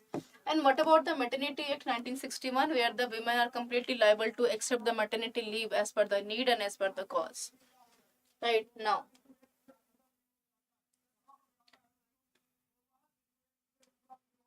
see, what about the approach? When we're looking for the approach, this is very important, that what type of approach that we are choosing it. Begin by referring the women participation in the independence movement and its continuity in the post-independence India. So why we are going to be differentiate the situation like independence India and the situation like independence India? See, highlights the role of a woman in the social. What we are looking in the social, when we are looking the equal right. When we looking the equal right. When we looking in the political, it is looking in the equal participation. The equal participations. Fine. And concluding with the need. And what is the need? When we looking the safety, when we looking for the equality, when we looking for the economic upliftment, right? More reform is a society of a women participation. How we can ensure the participation of the women? We can only ensure the participation of the women when we completely awareing the women not only about the right, their right is completely appropriate if the women is completely educated. If she has an idea that what is going on with her or what is going in the society is completely up to the mark for her or not. Now, the different social spheres and introduction. So what about this different spheres and the introduction, everyone? When we're looking for the need, it is a very important to introduce the women about each and every sake of the profits and each and every sake of the loss. That कि ऐसा जरूरी नहीं है कि what is going on with you, it is completely beneficial for you, but definitely you will be suffer later on with the loss as well. Now, what about the Indian independence movement witnessed enormous participation for the women community, and we cannot forget about the women participation in the Quit India movement. We cannot forget about the time phase of 1942 Quit India movement. We cannot forget the time phase of 1947 about the mass movement. We cannot forget about the participation of Usha Mehta. We cannot forget about the participation of Sarojini Naidu, and we have a numerous of the ladies in the social reformation from the beginning of the first war of independence 1857. And why we are looking for the social reforms, and with the help of Gandhian leaders aimed at ending their subjugation in the society. Subjugation means when we want to end up the suppression of the women. What we are looking before the independence, or when we looking in the time phase of ancient, medieval, and some few years of the modern India, we are looking the subjugation, the suppression of the women. They're completely suppressed by the hierarchical society, the male dominancy society. But whenever we looking the good leadership, we cannot forget about the name of Margareta sisters. We cannot forget about the name of Amrita Rao. They are completely not awareing the women, but they also try to be adopting the new policy and the, we can say, the new rights to the women. They try to be open new colleges to educate the women. And whenever we discuss the name of the people like Jyotiba Phule, we cannot forget about the first girls school child in the Pune. So we can surely define the initiative of the all the social reformers movement, who are completely just looking for the awareness of the women on the same place or in the same mainstream, without any suppression or without any subjugation. Now, even after independence, women for various strata from means belonging from different parts continue to voice their opinions. Opinions means when the women have a right to represent herself. ऐसा ना हो कि आपने इतना उसको दबा दिया है कि she is not liable to speak a single word in front of anyone. And what about the social and the environmental politics? What about the social and environment politics? Social movement, surely we cannot forget about the social equality. Environmental, when we cannot forget about the we can say the Chipko movement. And what about the political awareness and grassroots movement, when we're looking the equal participation of the women at the level of the political aspects? Fine. Now, what about the body? When we're looking the whole sum of the part of the women empowerment, everyone, we cannot forget the name of the whole sum of the body. We can say in the mid body, the political movement, Indian Constitution guaranteed to ensure the political equality. Women Universal Adult Franchise under Article 326. It is such a very important article where it is ensuring the women to participating not only the part of Indian citizen but also participating in the equal right or equal voting rights. Factor women were subordinated in the politics. That when we looking the equal, वो कहते हैं ना कंधे से कंधा मिलाकर चलने वाली जो बात होती है, तो सबऑर्डिनेशन की बात की जा रही है. Right, and women through their participation in the political movement, everyone, like surely we can see the anti-price rise movement 1973-75. We cannot forget about the JP movement and the other tribal and outskirts of the movement, where women are completely participating with their own self-desire. Present movement try to be achieve the equal footing. Earlier we had discussed about the 20th century or the 19th century situation of the peasantry class or the tribal class, who are just looking for their profit for their own sake of survival of the life. Now, what about the social movement? How the social movement is completely important, everyone. The social movement is important because the conflicts and the hierarchy in the Indian society necessitates in a response from the women. And what about the social movement? Again, the social equality, the social equal status, when the women have a right to express herself. So what about women started struggle against the gender discrimination? Gender discrimination, alcoholism, the rapes, the crimes, we have a numbers of the problems. And what about the organization like Saheli, the organization like Shakti, Jagori, the, we can say the Power Upliftment, the association like a Seva, Self-Employment Women Association. And what about the Naga Mother Association, when we cannot forget the name of a guide gul that our respected Prime Minister already taken the name, the Women Freedom Fighters on 15 August, when we celebrated Moreover, 75 years of independence, Azadi Ka Amrit Mahotsav. And what about the forefront of these movements? So, what about the social movement? We have all the social movements, we have organizations, we have leaders, we have a awareness campaign, but what about the implementation? Are we completely ready to implement the all causes, the all reasons, the factors are coming behind it? Right, you can aware only about the some of the geographical geographical reasons that we have a self empowerment women association, we have a celi, but what about the rest of the parts?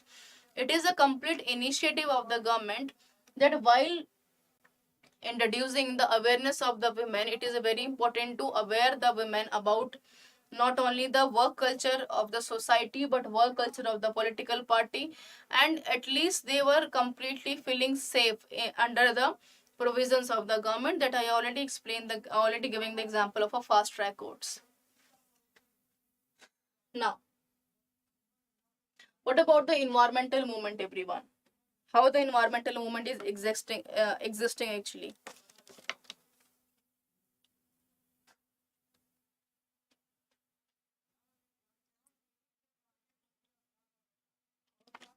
See, whenever we discuss about the environmental movement, environmental protection, we can say surely about the we can say India could not have succeeded without the much needed support of the women activists and movement led to environment movements like Chipko, Narmada Bachao Andolan, Navdanya, ecological right and environmental, but also inspired the environmental movements in other parts of the world.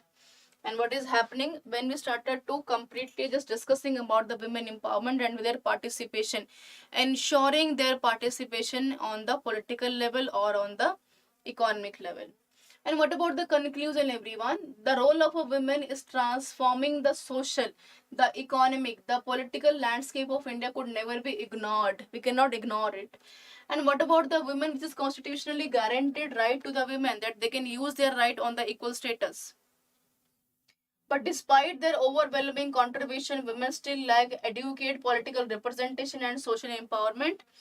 And our our society remains in want of more such movement that assert equality, demand rights, and generated democratic dialogues for the change. So what we are looking for the change when we looking the whole westernization countries, when we looking the whole modernized country, we just want to culminate the both the culture, we just want to looking for the change. And how the change is completely happen when we start to take the initiative, when we start to implement the laws, the acts, the formations on the we can say on the running society.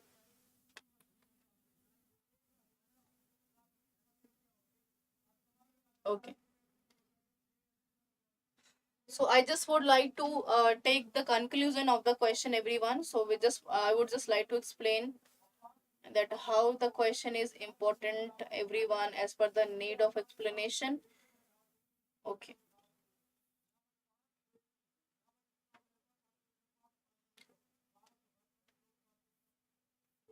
We're just going to discuss about the conclusion of the conclusion of the we can say okay about what is going on. Just a minute. I think I already added numbers of the slide. Moreover, I have moreover 200 to 10 slides are there. So there is a difficulty in the loading, the difficulty to load the PDF for sometimes the presentations. So I hope this is completely visible, everyone. Before going to start the about the about the Vidya Sagar, right? I'm just going to explain, everyone. Just want to conclude the women and their rights in the some slides, so that the students who are facing the problems in the women empowerment, because women empowerment is a very common, we can say, the question. And this is not the first time that UPSC is going to form the question on the women empowerment. Specifically the questions like women empowerment, the question on Gandhian movement, these are very common questions. So it is very important to discuss, not only as per the mains perspective, but it is very important that being the part of the society, that you have to develop a very good broad concepts specifically for the economic, the political and the social participation of the women. So what we done actually, we already discussed about the women we are just looking about the impact.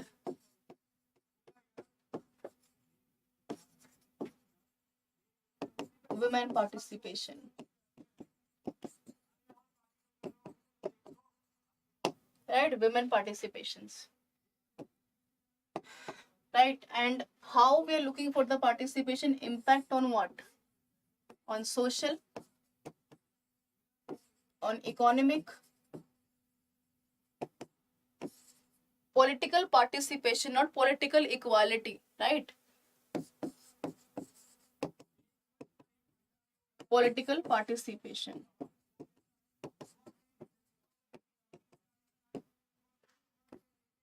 Right, environmental,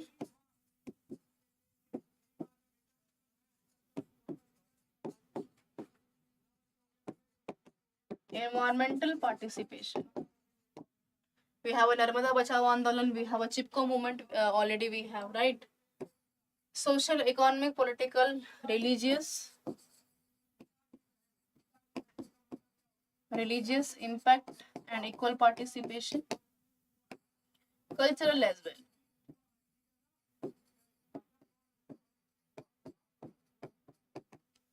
Fine. So these are the sub points we can surely divide while discussing the impact of the women participation. Next, what we just a minute. Next, when we looking about the improvement,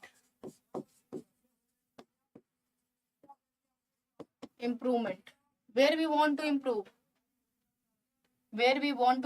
actually, we want to improve the primary part of a family. Now, where we want to improve actually, when we looking the participation of the society. The third, definitely we cannot completely forget about the nation. Right? And how we can improve it actually? How we can improve it actually? Right? By the ideas of the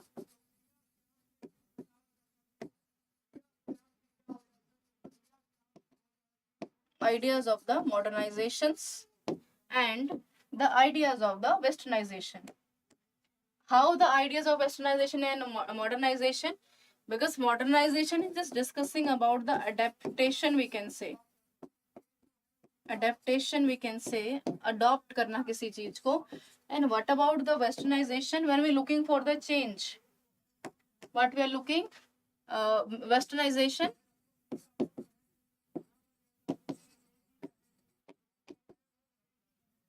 It's not adaptation, we can say. Just a minute. Westernization, when we discuss about the process. Right, process with what? What we are doing with the westernization? We are just adopting the process with the imitation. Nakal karna, kisi cheez ki. Imitation, right? And what about the ideology of the modernization? When we're looking for the change. Acceptance of change. Acceptance of change means, for example, that I have already a existence, that I just want to improve the society, and I have a social reformation social reformations. I just want to improve the whole society because I'm not satisfied with the existing society. So what I'm just going to do, I just want to looking for the change from the below, the change from the depth, the change from the bottom, right? Acceptance of the change, process of the change. So what has happened at the next? Surely the nation is defining the women not only the international level but also on the national level.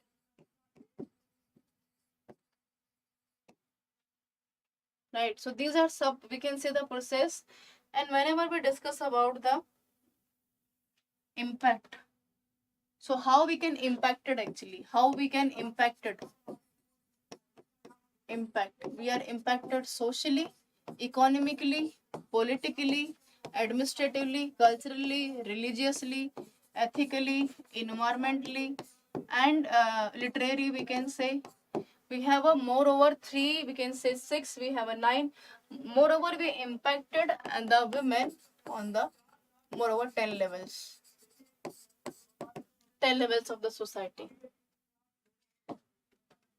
And how we can what we can write in the conclusion?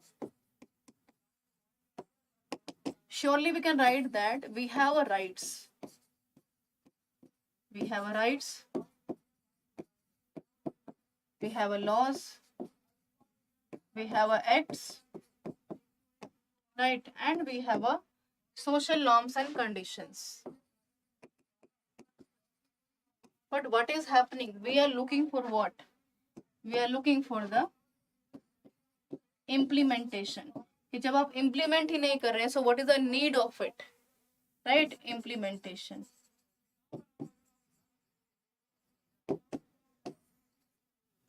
Fine. So this is all about the changes in the situation of the women empowerment. Right? Now we are just going to discuss about the biography of the we can say Ishwar Chandra Vidyasagar. The biography of Ishwar Chandra Vidyasagar.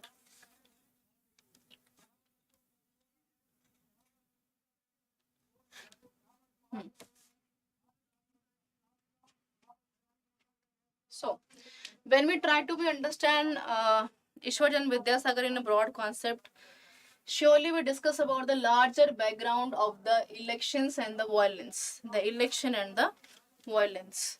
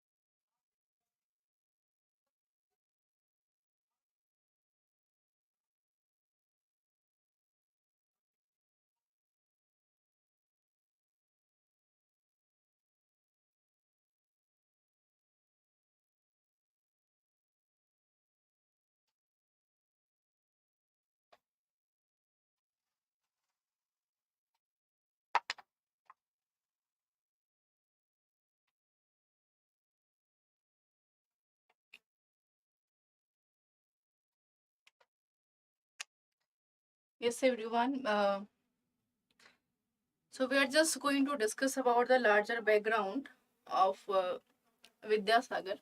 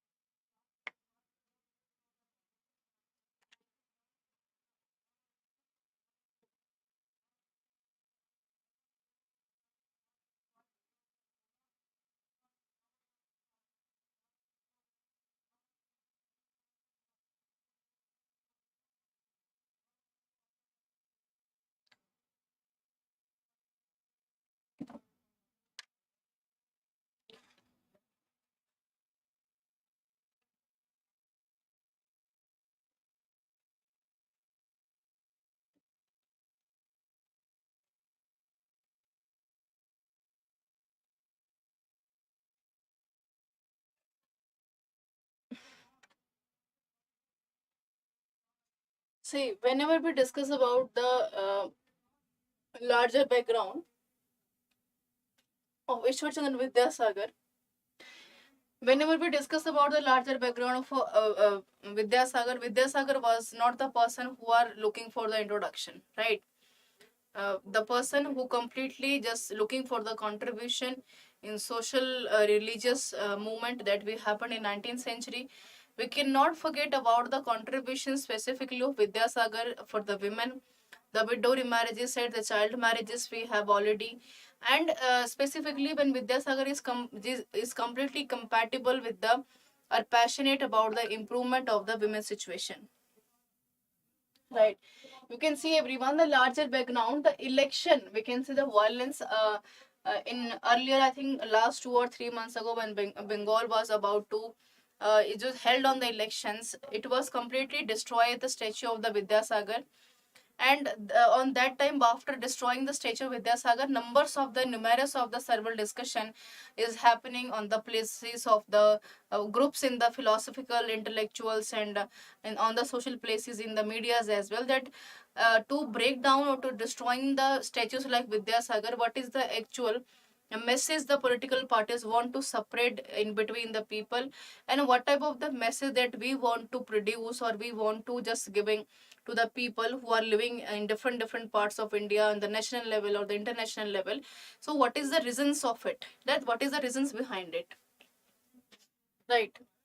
So whenever we discuss about the whole the introduction of the Vidyasagar was the person who completed contributing his whole life to the society, not only the society, for the changes in the society, the reformation in the society.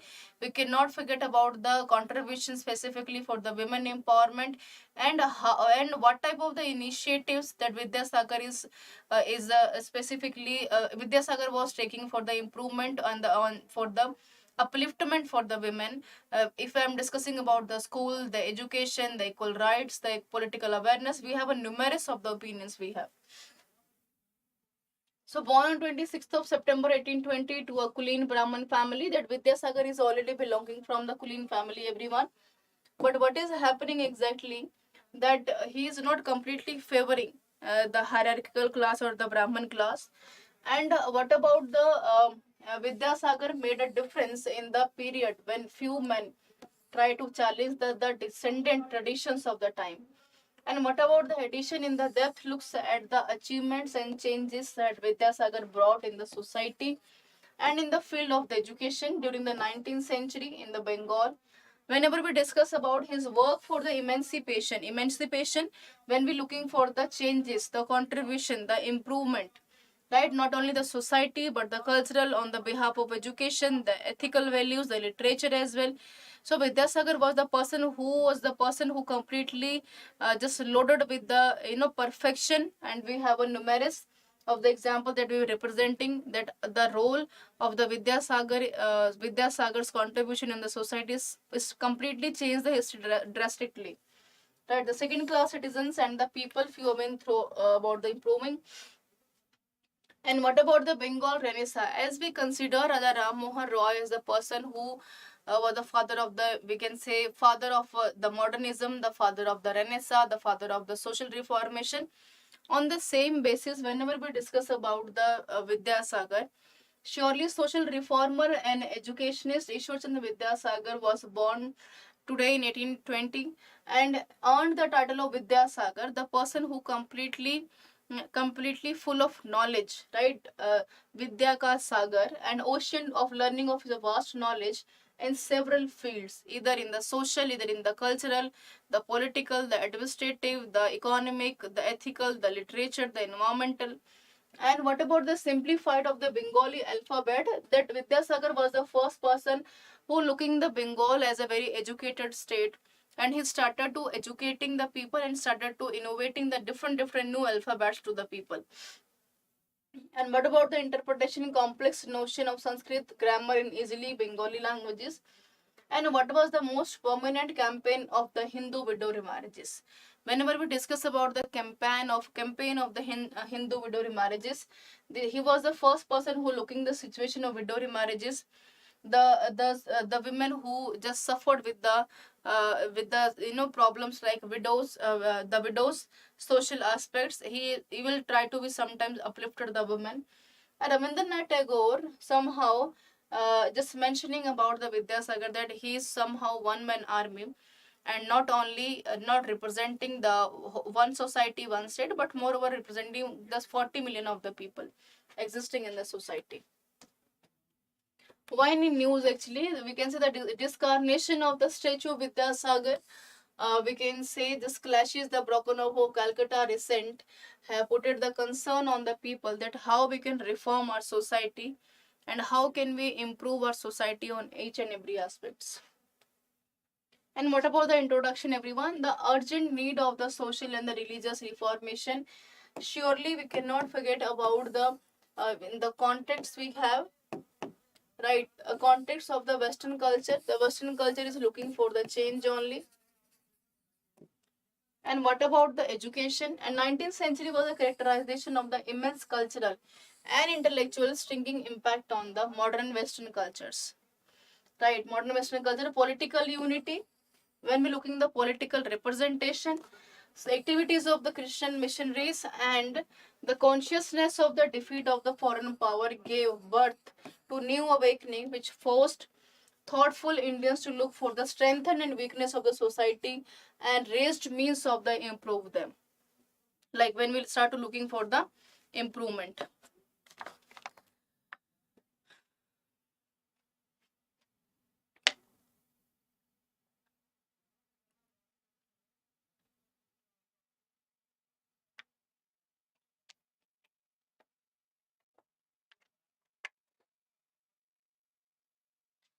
Now the impact of westernization ideas, because westernization idea is just looking for the changes. Like birth to a new awakening. We can say the awareness as well. The enlightenment, the renaissance period. Took place the Indian social scenarios popularly known as the Renaissance. And what about the Bengal Renaissance refers to the social reform movement during the 19th century and the 20th century. The Bengal region Indian during the period of the British rule. Bengal Renaissance can be said to be started with the Raja Ram Mohan Roy, 1772, about 1773. We cannot forget about the Brahma Samaj.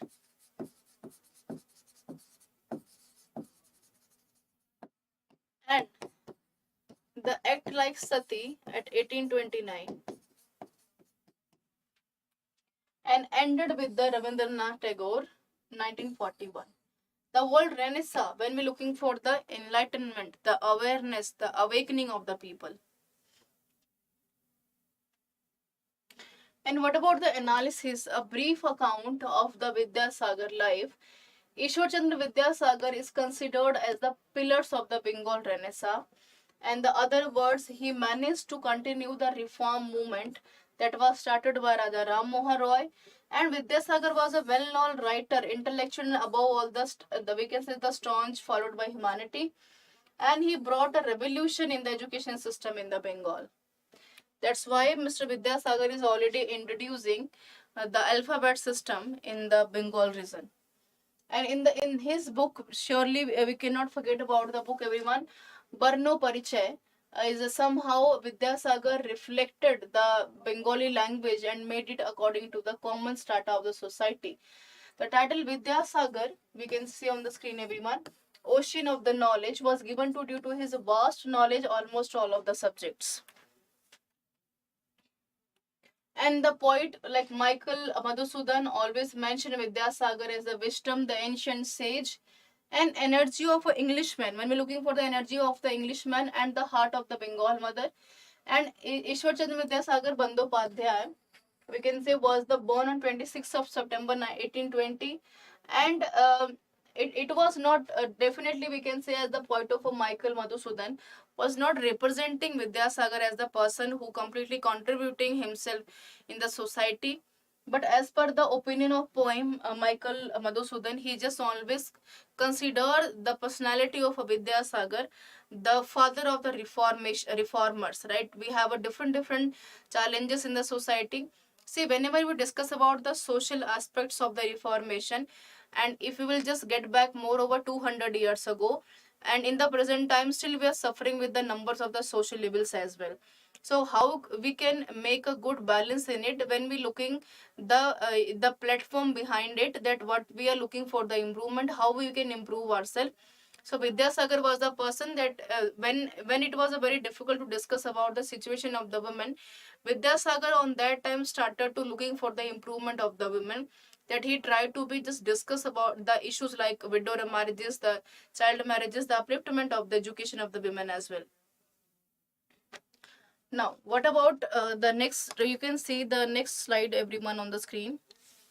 See, his father, Thakur Das Bandyopadhyay, and mother, Bhagwati Devi, was a very religious person belonging from a Brahmin family.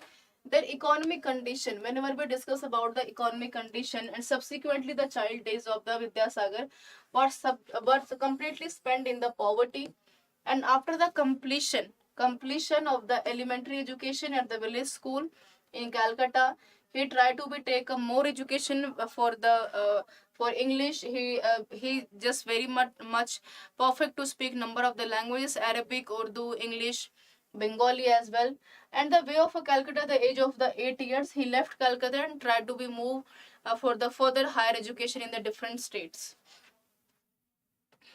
So when the Vidyasagar is moved for the further preparation for the higher education, he tried to realize that this is the not only the problem of the common people, that this is not the problem of the Bengali people, this problem is a common for whole India.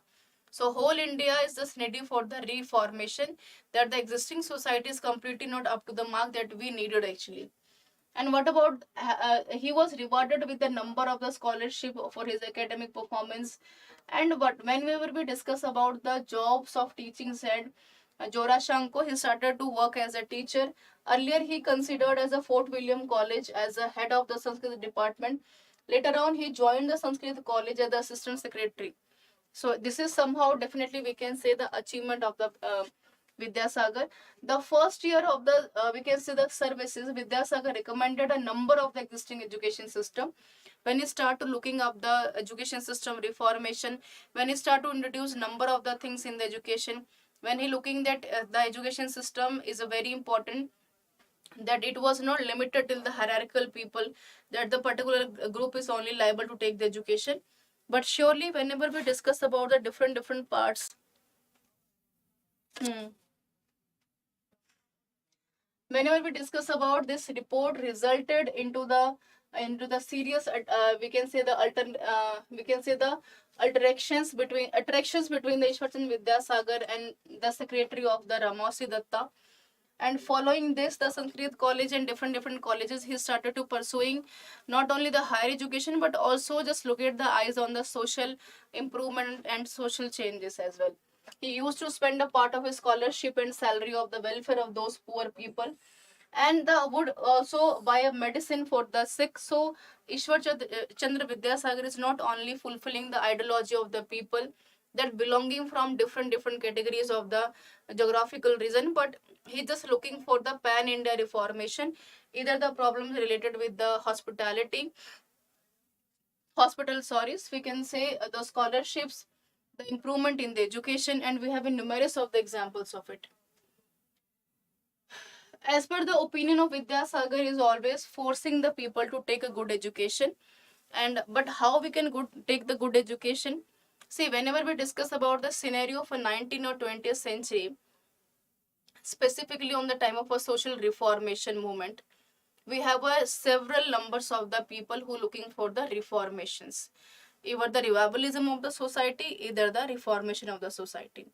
So whenever we discuss about the reformation of the society, why we want to reform the society? First of all, we want to just reform the society because the people who are living in the society is not satisfied with the existing society, right? So the people like Vidyasagar, the people like Raja Ram Mohan Roy, Jyotiba Phule, they are not only just giving the concern on the women empowerment, but specifically they just put it the hard efforts on the education equality, the equal education participation, the equal getting the equal opportunity of the education to the women as well.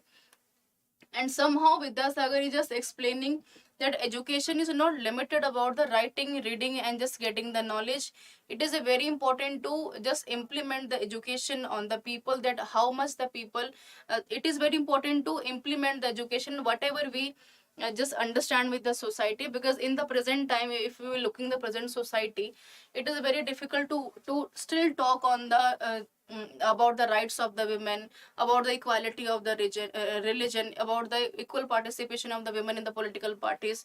So it is such a very difficult task for the people like Vidyasagar, the people like Raja Ram Mohan Roy, who are still just want to look at the society for the further improvements.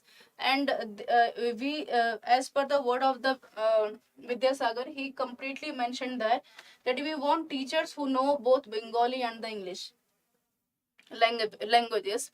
And why Jyotiba Phule, why Vidyasagar is just look at about the knowledge of the languages, because language is always playing a very vital role to communicate the people, right अगर आपके लोगों तक अगर आप बात पहुंचा ही नहीं पा रहे हैं, तो आपको पता ही नहीं कि आप कहना क्या चाहते हैं, right? If we are looking for the education system, we have a national education policy which formed in 19th centuries, but it was not somehow successful, because the language was English, and numbers of the people who belong in 19th or 20th century from the below poverty line or the poverty line to using the English language is far away to fulfilling the priority on the basic needs of the people. So it is somehow very difficult task, but definitely Vidyasagar is making it possible later on by try to be educate the people and try to be preach the people specifically the importance of the languages, and awareing the people that why we are using the local languages and why we are looking the people who have a good command of both the languages, Bengali or as well as the English. Now, this is a very interesting story, specifically related with the Ishwar Chandra Vidyasagar. Ishwar Chandra Vidyasagar looking for the charity to improvement on the social religious reformation. So he just went out to the Nawab and asking for some charity. Nawab was very angry and just put the shoes in the bucket and said कि आप तुम यहाँ से जा सकते हो. Later on, Ishwar Chandra Vidyasagar sold the shoes of the emperor. And later on, when he heard about the news, the emperor just asked about the Vidyasagar कि भाई तुमने ऐसा क्यों किया? तो Vidyasagar just said कि we are just looking the social improvement. हम इतनी सी आपसे जो है वो चाहते हैं, फेवर चाहते हैं कि हम जो है सोसाइटी में specifically for Bengal, we just want to improve and uplift the people who are just who not only aware about the rights but still suffering with the social equal status of the rights.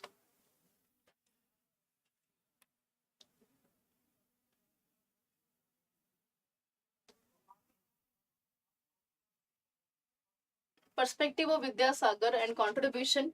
See, Vidyasagar is a towering figure in the Bengal, and he was a revered by engineering far-reaching school reforms in Bengali. He's definitely contributing himself in towards the field of a philosophy. Why in the philosophy? See, philosophy is never ever boycotted by anyone. It is our own philosophy that what we want to improve actually. And education was no less significant. Vidyasagar was a renowned education of his time, and his social reform brought about the deepest seated changes in the triggered Bengal Renaissance. When we're looking for the improvement and the reformation, and Vidyasagar book Borno Parichay, when we're looking for the new introduction of alphabets, is still used in the introductory text to learn in Bengal alphabet, and still we are using this book in Bengal regions. Vidyasagar authored many of the books that greatly helped in Bengal education system. He championed the cause of education, especially for girls. That I already explained you that he opened numbers of the schools for the girl education. And he worked numbers. He tried to make numbers of the acts by the help of the British Empire, specifically in the favor of the women. And along with fellow reformer Ram Gopal Ghosh and Madan Mohan, Tarlankar, he founded several schools for the girls in the early 19th century, where the women are completely free out of the, we can say, the rigidity of the society, that they just go ahead with the education. And they are not just go ahead with the education, definitely they can get the knowledge from the schools, and they can apply in their daily basis life.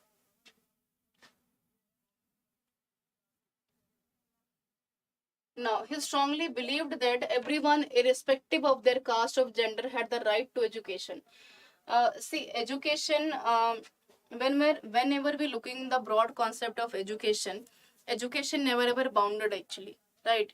It is completely up to you that what we want to learn and what we want to preach the society with our own learning.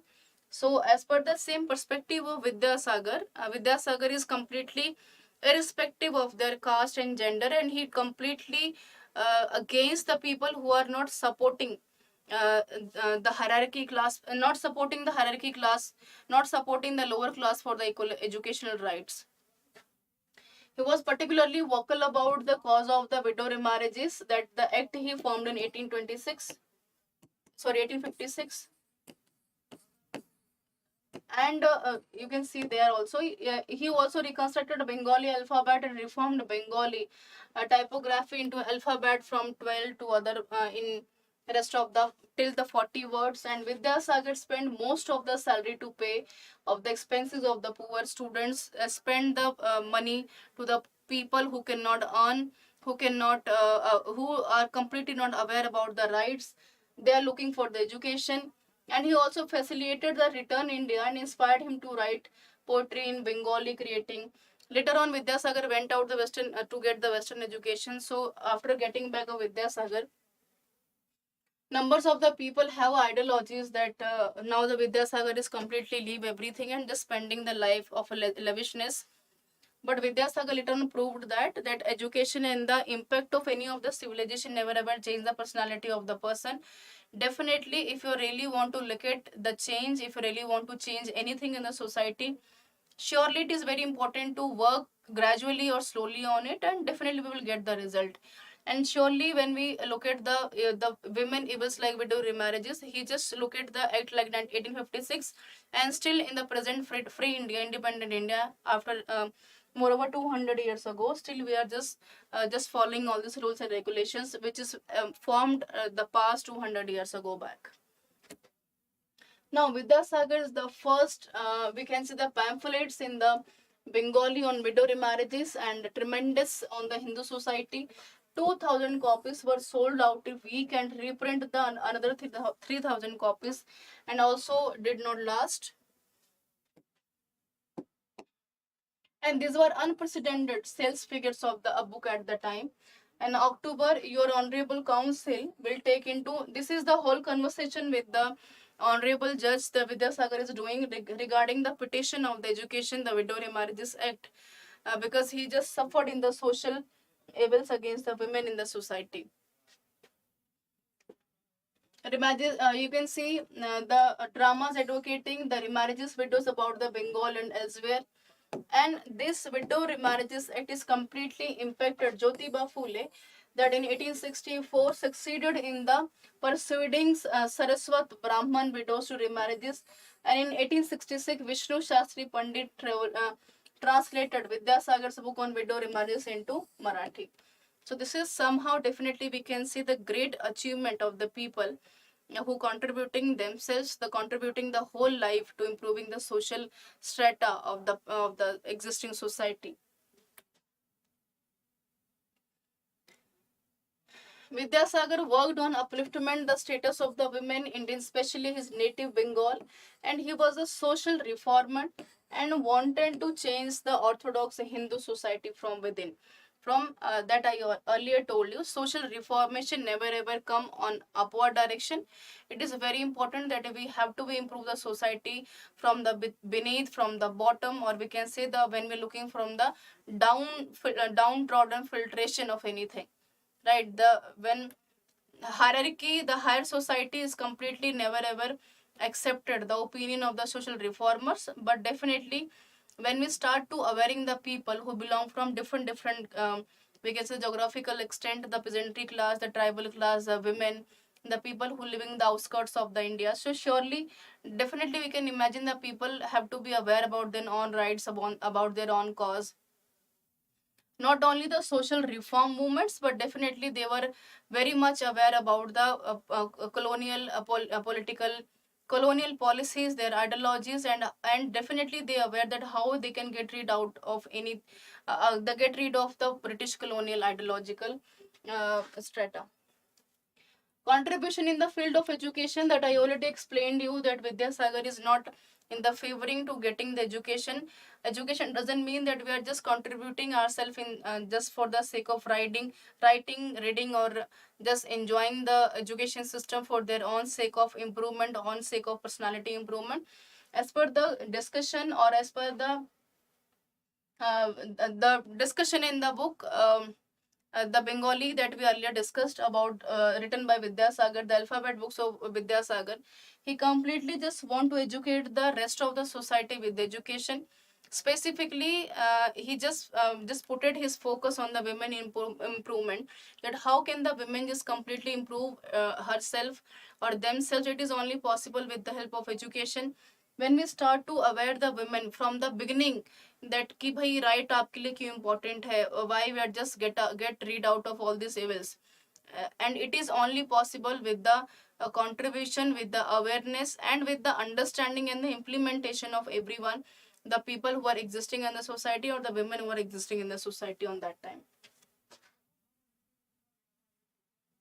One point which I would just like to mention there, the courses of the European history, the philosophy, and the sciences alongside of the Vedic scriptures. So you can just see the representation of the whole Vedic world, that how we can want to represent himself. When we looking the world like history, it is all about the representation of the past of the India. And when we're looking about the philosophy, we cannot forget about the philosophy of Upanishad, the Aranakyas, the Smritis, the Vedas as well, and the science. Science, when we discuss about the innovation, the technological skills, the techniques, the ideas that we are using. So somehow, with the help of education, Ishwar Chandra Vidyasagar tried to be connect the history, the science, the philosophy with with the ethics, Vedic scriptures, where people completely learned and completely uplifted themselves out of the box. Now, he also changed the rules of the admission for the students, because on that time, in the time phase of a 19th or 20th century, mid of 18th or beginning of the 19th century, we can say, the people who are belonging from the upper class or the hierarchical class, they are not allowing the people who belong from lower class to get the education, to get the equal rights to get the education. So Vidyasagar completely makes sure the people, and he wrote two books, which is Upkar Monika and Bayer Karan Kaumudi, interpreting the complex notion of Sanskrit grammar in easily eligible Bengali language. And the people, earlier the people who belong from the lower class are not liable to take the education of Sanskrit. Why? Because the Brahminical class or the hierarchical class is the only class who have a good authority on the Sanskrit language. That's why he completely make it possible to every school that the norms and condition is changed totally. And now the people who belong any of the category, any of the gender, they are completely liable to get the education, not only the Sanskrit language but rest of the other languages as well.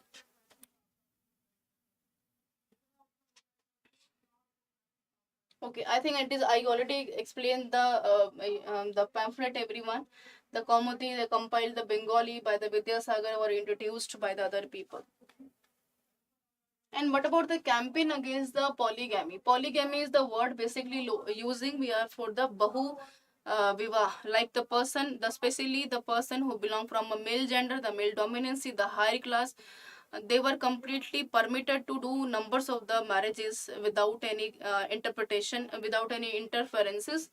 So, alongside the campaign for the widow remarriages, Vidyasagar again just try to be interfere in the higher class or the Kulin Brahman class, the people who are just completely adopting the evils like polygamy, because polygamy is still is prohibited in India yet, and the mutiny of the sepoys resulted in the postponement of the action of this petition. Fine, and that's why and Vidyasagar make it possible later on, while the signature of more over 21,000 of the people, and you just I think you will be in shock by heard that moreover the 15,000 of the women participating in the signature while prohibiting or stopping the polygamy in the existing society. Right, the great rationalist wrote two brilliant critiques, we can say, says the polygamy and the sanctioned by the sacred text that there could be no objection to suppressing by the legislations, right? So that I already explained about the judgments of the discussion with the judges, that why we are just want to end up this type of evils in the society, because this type of the evils in the society never ever uplifted you. कि अगर हम ये कहें कि इस तरह की चीजें आपको अपलिफ्ट करते, इट्स नॉट पॉसिबल एक्चुअली. तो the word like a polygamy, the traditions like polygamy, the traditions like the Sati Act, the traditions like widow remarriages, lack of the education, this type of the things and the lackness of anything is not possible to uplifting the society. How is it possible to uplift the society where the male dominancy people are just looking for the marriages of numbers of the women? Why? Because they are not satisfied with their own basic needs, because they have a numerous of the sources, they are not they are just not put their concern on the education, they are not just put the concern on the social reformation, they just they are just they just go ahead with the tradition of polygamy, which is completely not acceptable by the, if you really want to if you really want to uplift the society, and seriously if you want to just look at look at the women as an inspiration and the part of the family, part of the, we can say, the nation, and the part of later on the representation and the participation of the women in every we can say the social aspects or the economic aspects, the economic upliftment. Okay, the efforts of the Vidyasagar and the brilliant, we can see the performances of the students to the colleges gaining affiliation with the prestigious Calcutta College. Still, it is established it, and the Calcutta College is very famous for his own quality education. Specifically for the Bengal, representation of Bengal culture tradition as well. And you can see the statue on the screen, everyone. This is a somehow picture which I'm showing you on the screen, is related with the Bengal, with the Calcutta College University, we can say. And in 1859 we can say the Vidyasagar Calcutta training school that Vidyasagar conceptualized in 1859, because he is just lovable to giving the equal opportunity to the everyone, education to everyone. And later on the college was named the Vidyasagar in 1917. Okay, so this is all about the Vidyasagar I think achievements, their contribution, his work culture, and we can say the ideology of Vidyasagar. See, why I'm particularly discussing about the ideology and contribution of Vidyasagar, because see, Vidyasagar was the person who completely uplifted not uplifted himself, not only the participation, not uplifted himself, motivating himself for the contribution in the society. because I already told you that it was such a very difficult task that in the present scenario that we are not going to discuss about the that we are not going to discuss yet in the present time about the, we can say, the improvement in the society, the improvement and the enhancement of the society. We're still not discussing about the contribution of the women in the political parties and the participation in the political backgrounds. We not still accepting the participation of the women. We are still not accepting the equal participation of the women in the economic perspectives. So this was the time phase of more over 200 years ago back, right? And it was such a very difficult task for Vidyasagar to improving the society, to awareing the people that why the rights are important, why the widow remarriages acts are important. And on the another hand, it is very difficult to subjugate or suppression. It was very difficult to subjugate and suppress the ideology of the hierarchical class, that who belong from the higher class. The higher class is never ever adapting the smoothness of the lower classes. They are not never ever allowing the classes to get the good education like Sanskrit and the Bengali or the literary education from the different universities. But it is only it is only possible with the contribution of Vidyasagar, that he is not only awareing, that he was not only awareing the women that existing in the society, but still he was try to be aware the people who are living in the existing society, that the basic needs of the people, of the human being, is not only food, shelter and cloth.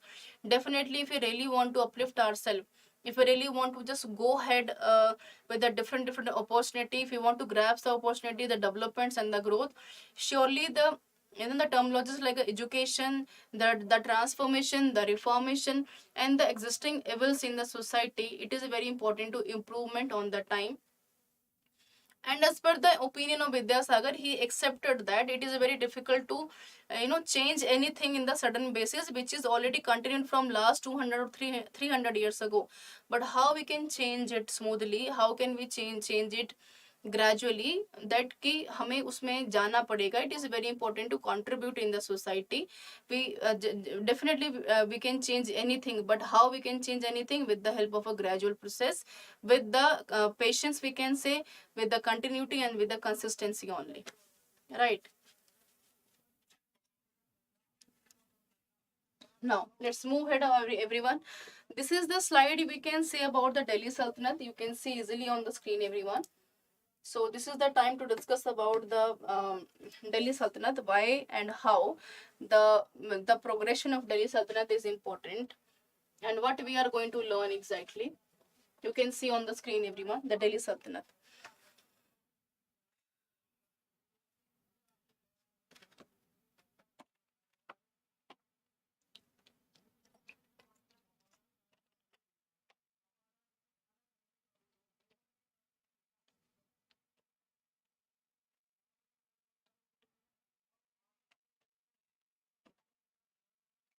This is the question, everyone, that you can see on the screen about Delhi Sultanate. The period from 1206 AD to the period from 1526. It means there is a huge differentiation between the period. The 1206, the time phase, was the beginning of the era of Delhi Sultanate, right? And the time phase of 1526, the arrival of the Babur, and we can say the arrival and the origination of the Mughal Empire. And what they said about the question is asking about to be known as a Delhi Sultanate period, and this period witnessed many dynasties and the various rules. Very dynasties and many various rules. Various rules that we cannot forget about the slave dynasty, we cannot forget about the name of Khilji dynasty, and the Tughlaqs, the Lodhis, and so we have a several of the opinions of a different ruling classes. And from these ruling classes, we are just discussing about the some of the prominent names. We just take some prominent name about Iltutmish, Alauddin Khilji, Muhammad bin Tughlaq, Firoz Shah Tughlaq, and Ibrahim Lodi, who completely changed the history drastically while with the invitation of the Babur to attack on the India in 1526, right? With the first war of with the first battle of Panipat.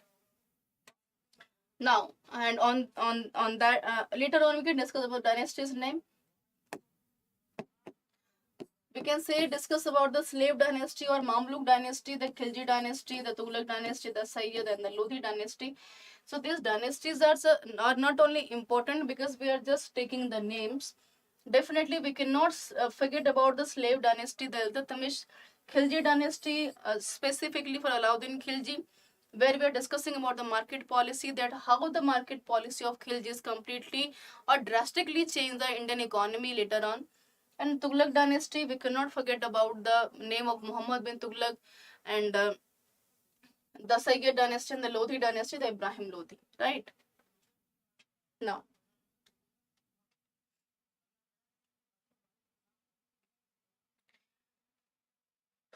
okay, what about the history, everyone? Whenever we try to be bifurcate, whenever we try to be bifurcate the ideology of any sultanate, right? The bifurcation of the ideology of any sultanate, it is a very important to understand the different aspects and the ideology, and how can we differentiate the aspects and the ideology on the different basis. Whenever you discuss about the history, that what is history and why do we study history and sources of history. Fine. Number one, the rulers of the Delhi Sultanate. How the rulers of Delhi Sultanate is completely, you know, we can say why the people are important. We definitely we cannot forget about the contribution of Iltutmish. We cannot forget about the contribution of Alauddin Khilji, the market policy that I already explained you, everyone. And what about the administration? See, administration and the terminology like economy, art and architecture and the economy, these are some of the terminologies which are very much important as per the need, and we can say as per the we can say the transformation as per the time or as the space or as per the need. Why we're looking for the space of need and time and change?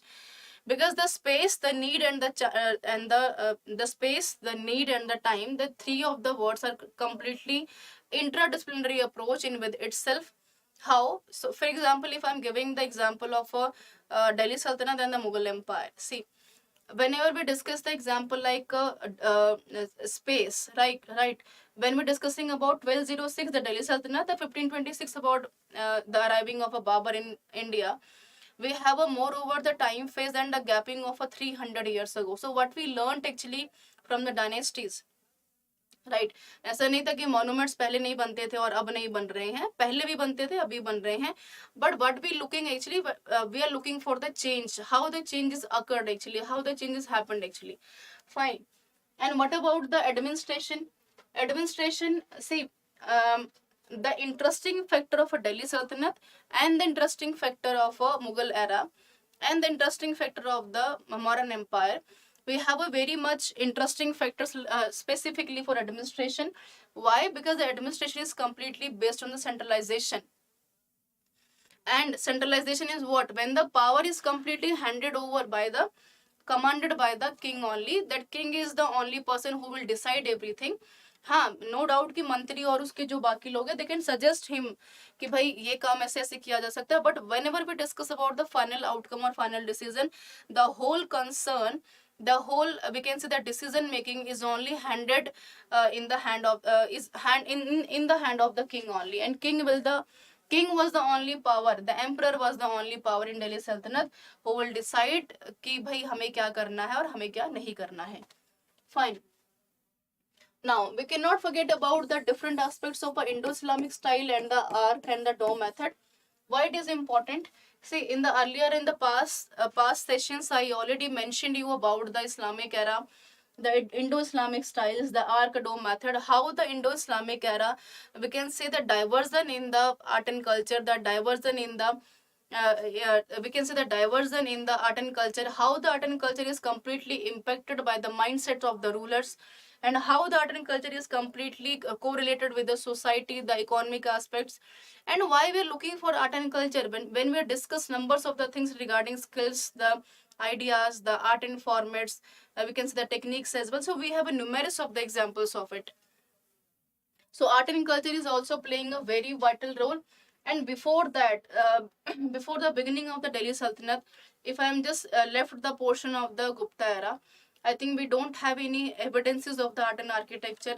The temple art we can see, the stupas art we can see, the the Brahmanism and the Jainism, the Buddhism or the Jainism. We don't have any the evidences of the art and architecture earlier that we got from the ancient time.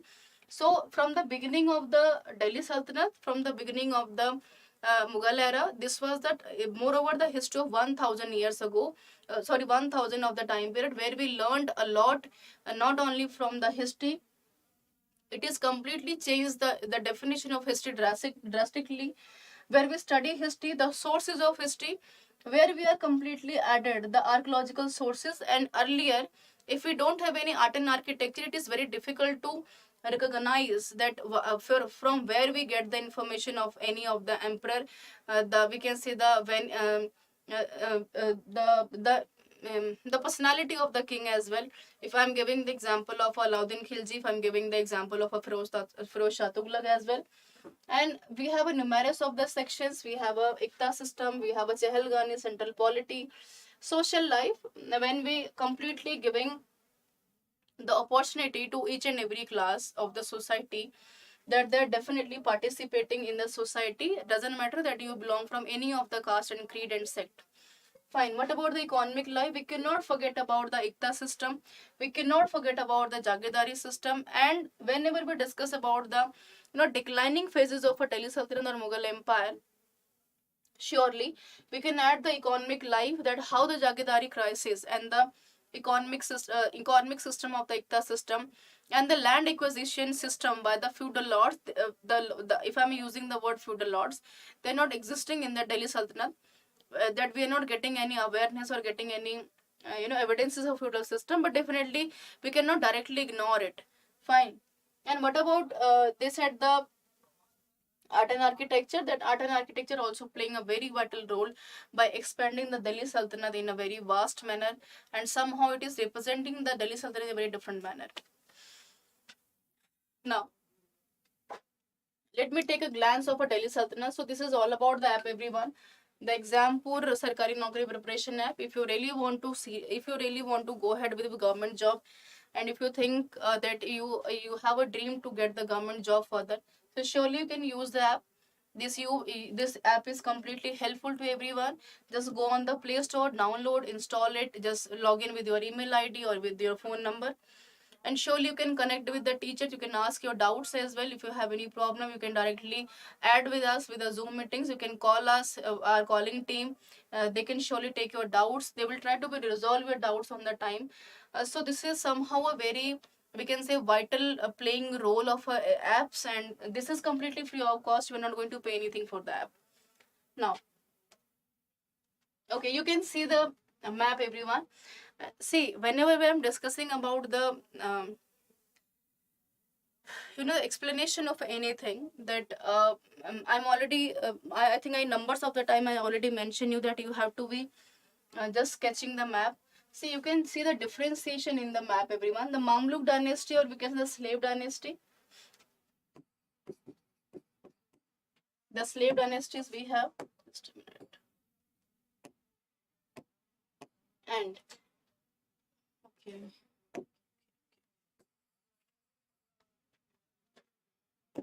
see, it's a slave dynasty, not so.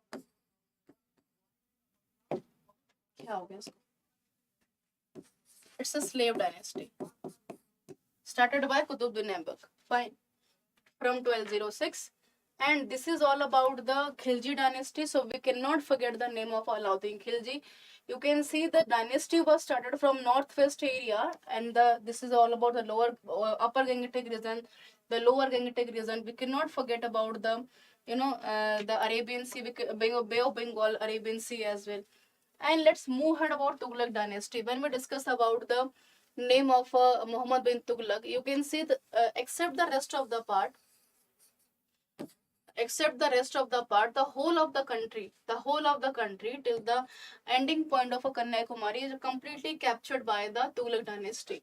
And the Lodi dynasty, they lost completely slowly the expansion of the Delhi Sultanate.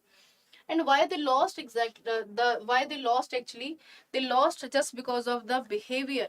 We can say surely we can say the non-responsible behavior, and they were not capable to handle the whole expansion that the Tughlaq dynasty has already happened earlier, before the starting phase of a Lodi dynasty.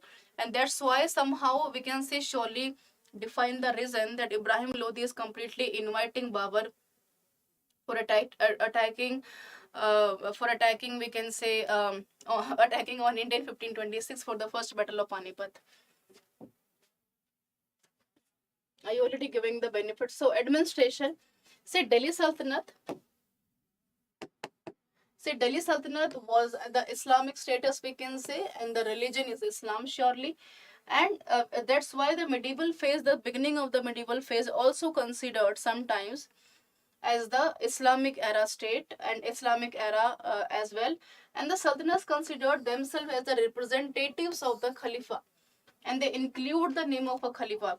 It means from the beginning of the time phase, starting of the Delhi Sultanate, the emperor of the Delhi Sultanate, before going to become an emperor, they are just considered themselves as a Khalifa, right? Khutbah, or the prayer, we can say, inscribed into the coins. Although, what is happening there? Just a minute. Okay. Although Balban called himself the shadow of God, Zilla Ilahi. I think you heard the word numbers of the time.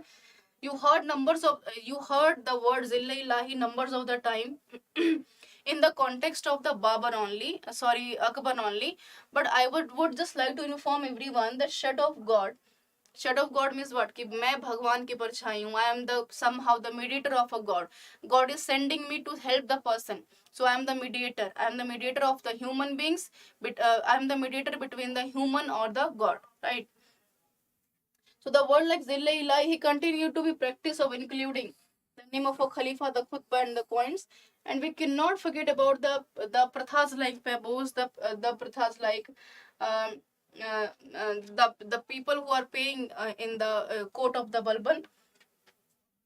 And Iltutmish, the Muhammad bin Tughlaq and Firoz Shah Tughlaq obtained Mansur, the letter of the permission from the Khalifa, that they always need you of a permission that they are just go ahead with the same administration or not.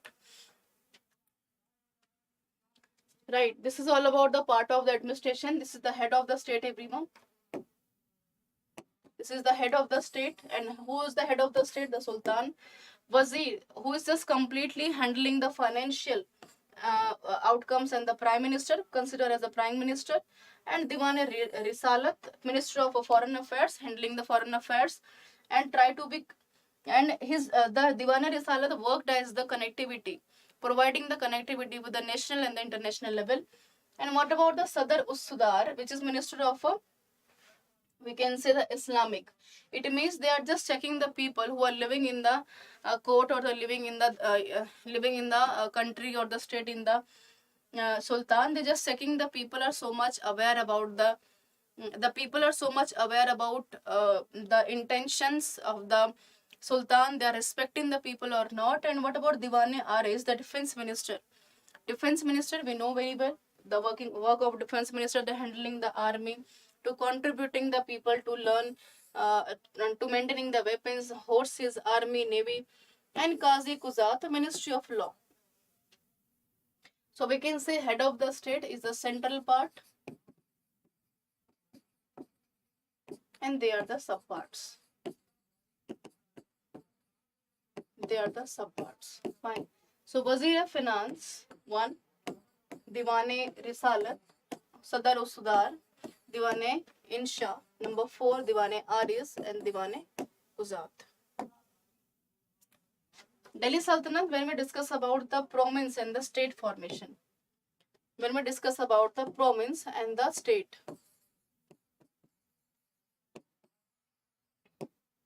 Iktas. What is about Iktas? The province. The Shik or Shikas, district, Pargana, sub-district. Pargana, also known as considered as Amil. Pargana divided in village as well. The Mukaddam and the Chaudhary. What they are doing? Collection of the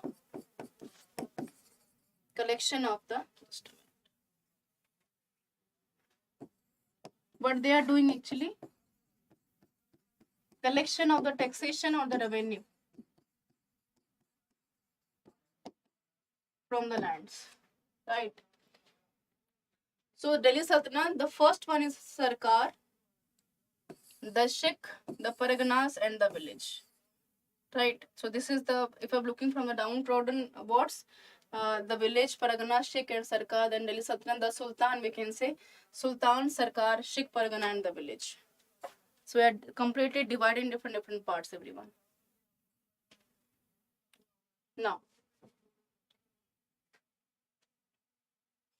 Khilji served under the liberal dynasty of Delhi Sultanate. Malik Firoz was the founder of the Khilji dynasty and who was originally the Ariz-e-Mumalik appointed at Kekugabad during the day of the declining of the Ilbari dynasty. And what about the Ilbari dynasty? Ilbari dynasty, when we're looking from the beginning of the era, when we're looking for the slave dynasty, and economy policy of administration of Alauddin Khilji. Why we're looking for a complete Alauddin Khilji, you can compare the map everyone with each other. When we're looking the Mamluk dynasty, the slave dynasty, you also looking the expansion of the provinces under the Khilji dynasty, expansion the provinces of Tughlaq dynasty. So these are only two dynasties we can say, right? During the Delhi Sultanate, they are expanded a lot, and you can also see the situation of the Lodi dynasty. They are completely showing the irresponsible attitude towards the we can say towards the state, towards the people who are living in the existing states.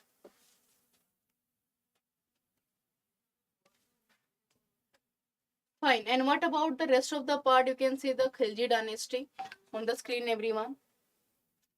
See, when we discuss about the Brahmaputra, we can say the whole of the part, the Khilji dynasty, and this is the central point, right? The Hajipur, just a minute.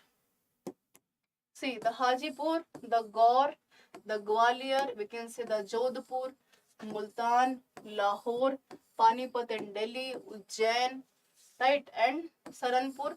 These are the places of the which is completely captured by the important places. And about the Bombay, Saranpur, and about the Bombay. These are the very prominent places by the Khiljis. Is completely we can say completely captured or consolidated by 1590 to 1596, and the time phase of a Khilji from 1296 to from 1296 to 1360, right? Moreover, when I'm looking moreover the whole ruling year of 20 years. And this is all about the northwest section, the Kabul, the Kandahar, the Kashmir, the Afghanistan.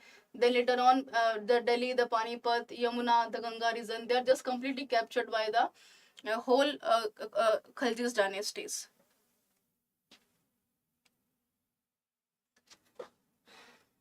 In this session, I think when we discuss about the scope history, you have to discuss about the socially and the economically. Khiljis, a tribe which are mixed from Afghani Turkish, we can say, descendant.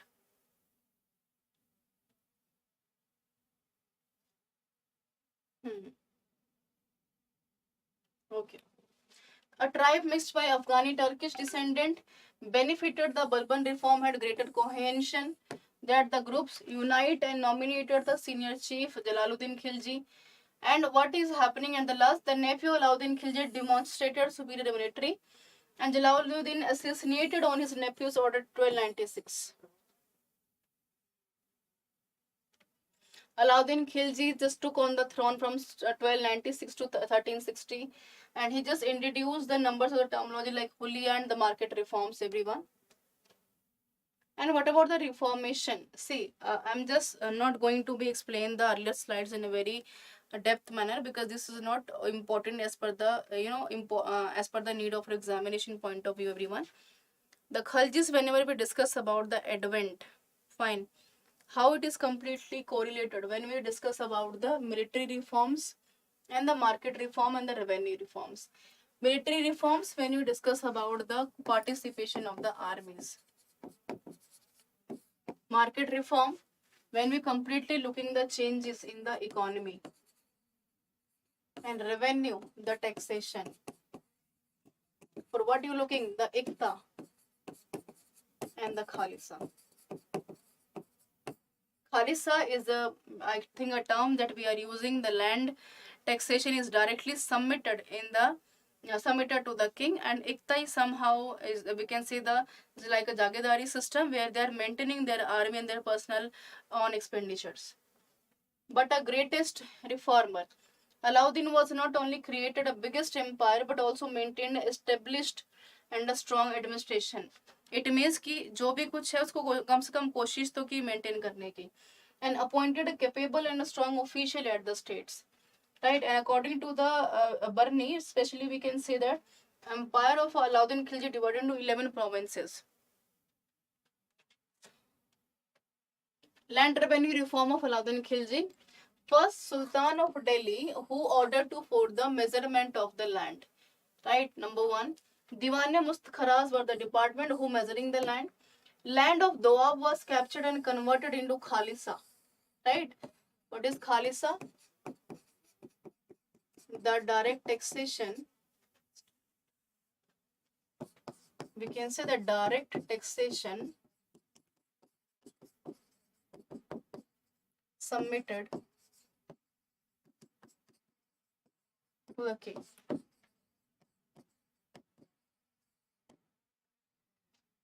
Appointed Chaudhary Mukaddams for collection of revenue, even the Khalisa over the rest of the Doab lands. Why the Doab lands? Because Doab lands were the lands only who were completely fertile on that time, and still the Doab lands are still fertile in these days also. Enable the Sultan to pay the soldier in cash. Fixed land revenue accordingly. Biswa was the standard unit of measurement. Important information. And 50% of the total produce, the highest along with the house tax, ghari and chari, when you completely put it, the taxation on the pasturation of the animals were imposed. His land revenues reform provided a basis of the future of the reforms of the Sayyid Shah Suri and the Akbar Great. Jizya was collected from the Hindus and zakat from the Muslims. This is only a religious tax. Jizya is imposing on the Hindus and zakat is imposing on the Muslim communities. You can see that earlier I am discussing about the I can say the coinages, everyone, the importance of the economy and the importance of the coins. So how the coins are completely important, how the coin is representing your economy, how the coin is completely uplifted your economy, right? You can see this is the silver coin about to 10 gram. This is completely adopted by Firoz Shah Tughlaq. This is a coin, it is also a silver, and you can see the rest of the coin. This is a gold coin, you can see on the screen. So this type of a silver and the gold coins are prevalent, were prevalent on that time in Delhi Sultanate, where the kings were using all these coins for upliftment of the economy. And only the central government, we can say the central state, we can say the this is the authority of the king, that he only release or publish the coins, or none of the people were liable to produce, or we can say produce nahi hoga, it means release the coins or make the coins. They are not authoritative to do so. Fine. Now what about the market reformation? Focuses on the administrative and the military necessities. Look at the price control in the systematic manner. Three markets are Delhi. One is completely related with the food grains, where the agricultural, we can say. The market of for cloth, we can say the small handloom and textiles, we can say. Market for horses, slaves and cattle, right? Animal husbandry.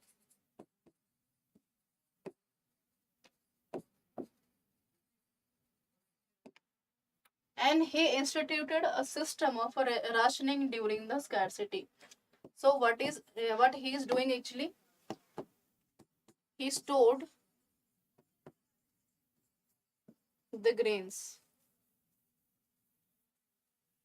It's not working.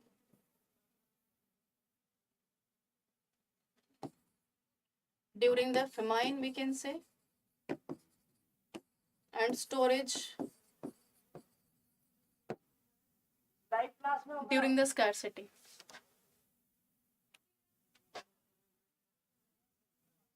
Now,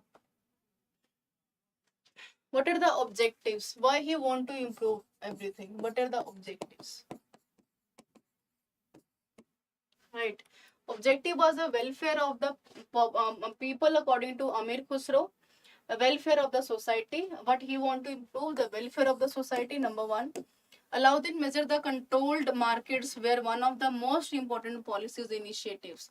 Since Alauddin wanted to maintain a large army, and he therefore, we can say, just giving the salary to the army on the text, on the, we can say, in the cash as well, that we have a very good source of information with Jauddin Barni, and continue the policies like set up the 4 different markets. We have a grain market, we have a cloth market, and we have a the animal husbandry market, right? And clothes and grocery, we can already mentioned you. To ensure the implementation, appointed the superintendent, which is known as the Shahane Mandi, assisted by the intelligence officer. They just going to be check that everything is implemented by the king is going to be in a well manner or not, right? And where we can improve and where we are needy of improvement, looking for the improvement. But it's, we can say, surely the intelligence officers, and surely we can the muhassin, the secret spies, everyone. What about the military reforms of Alauddin Khilji?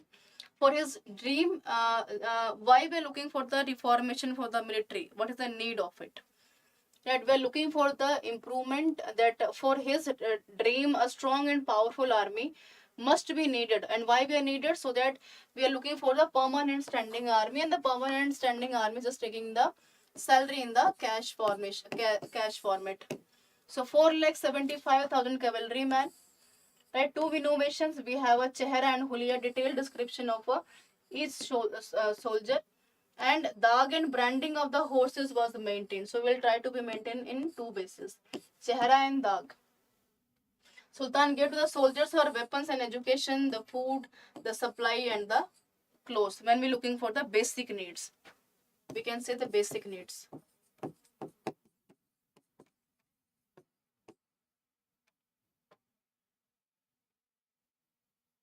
Now, successor after Alauddin Khilji and end of the dynasty.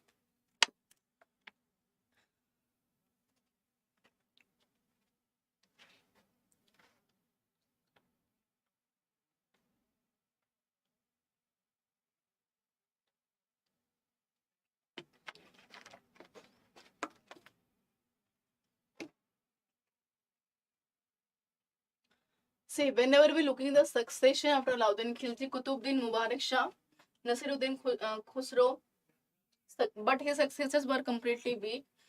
And Alauddin Khilji died in 1360, and after this is completely overcome by Tughlaq dynasty.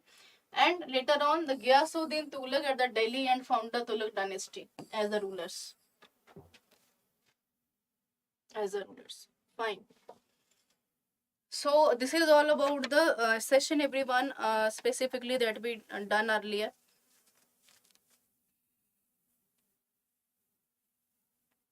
Okay, that we done earlier in the Alauddin Khilji, that we done the current updates we done already, and we done almost about the women empowerment, the peasantry class. So this is all about this session. From tomorrow, we will meet at sharp 1 p.m. everyone, and we will discuss about the status of the women again. This was the lecture was completely based on the women contribution in freedom struggle movement. The tomorrow session that we are going to continue about the women participation, the status of the women. So we will try to be correlate the participation of the women from the Vedic age till the post-Vedic age, later on the medieval phases, and with the modern age. So we will just try to be interlinked each and everything in the social status, the social status of the women, and we will try to be elaborate everything with the interdisciplinary approach, with the economy, the social, the cultural, the administrative, the polity, and definitely I can make sure everyone these sessions are completely helpful for everyone. And don't forget to join me tomorrow everyone for your the next, we can say, don't forget to join me tomorrow for your lecture. And if you have any doubt, any question, definitely you can join me. You can ask the doubts as well. Thank you so much for joining me. We will meet sharp tomorrow at sharp 1 p.m. now.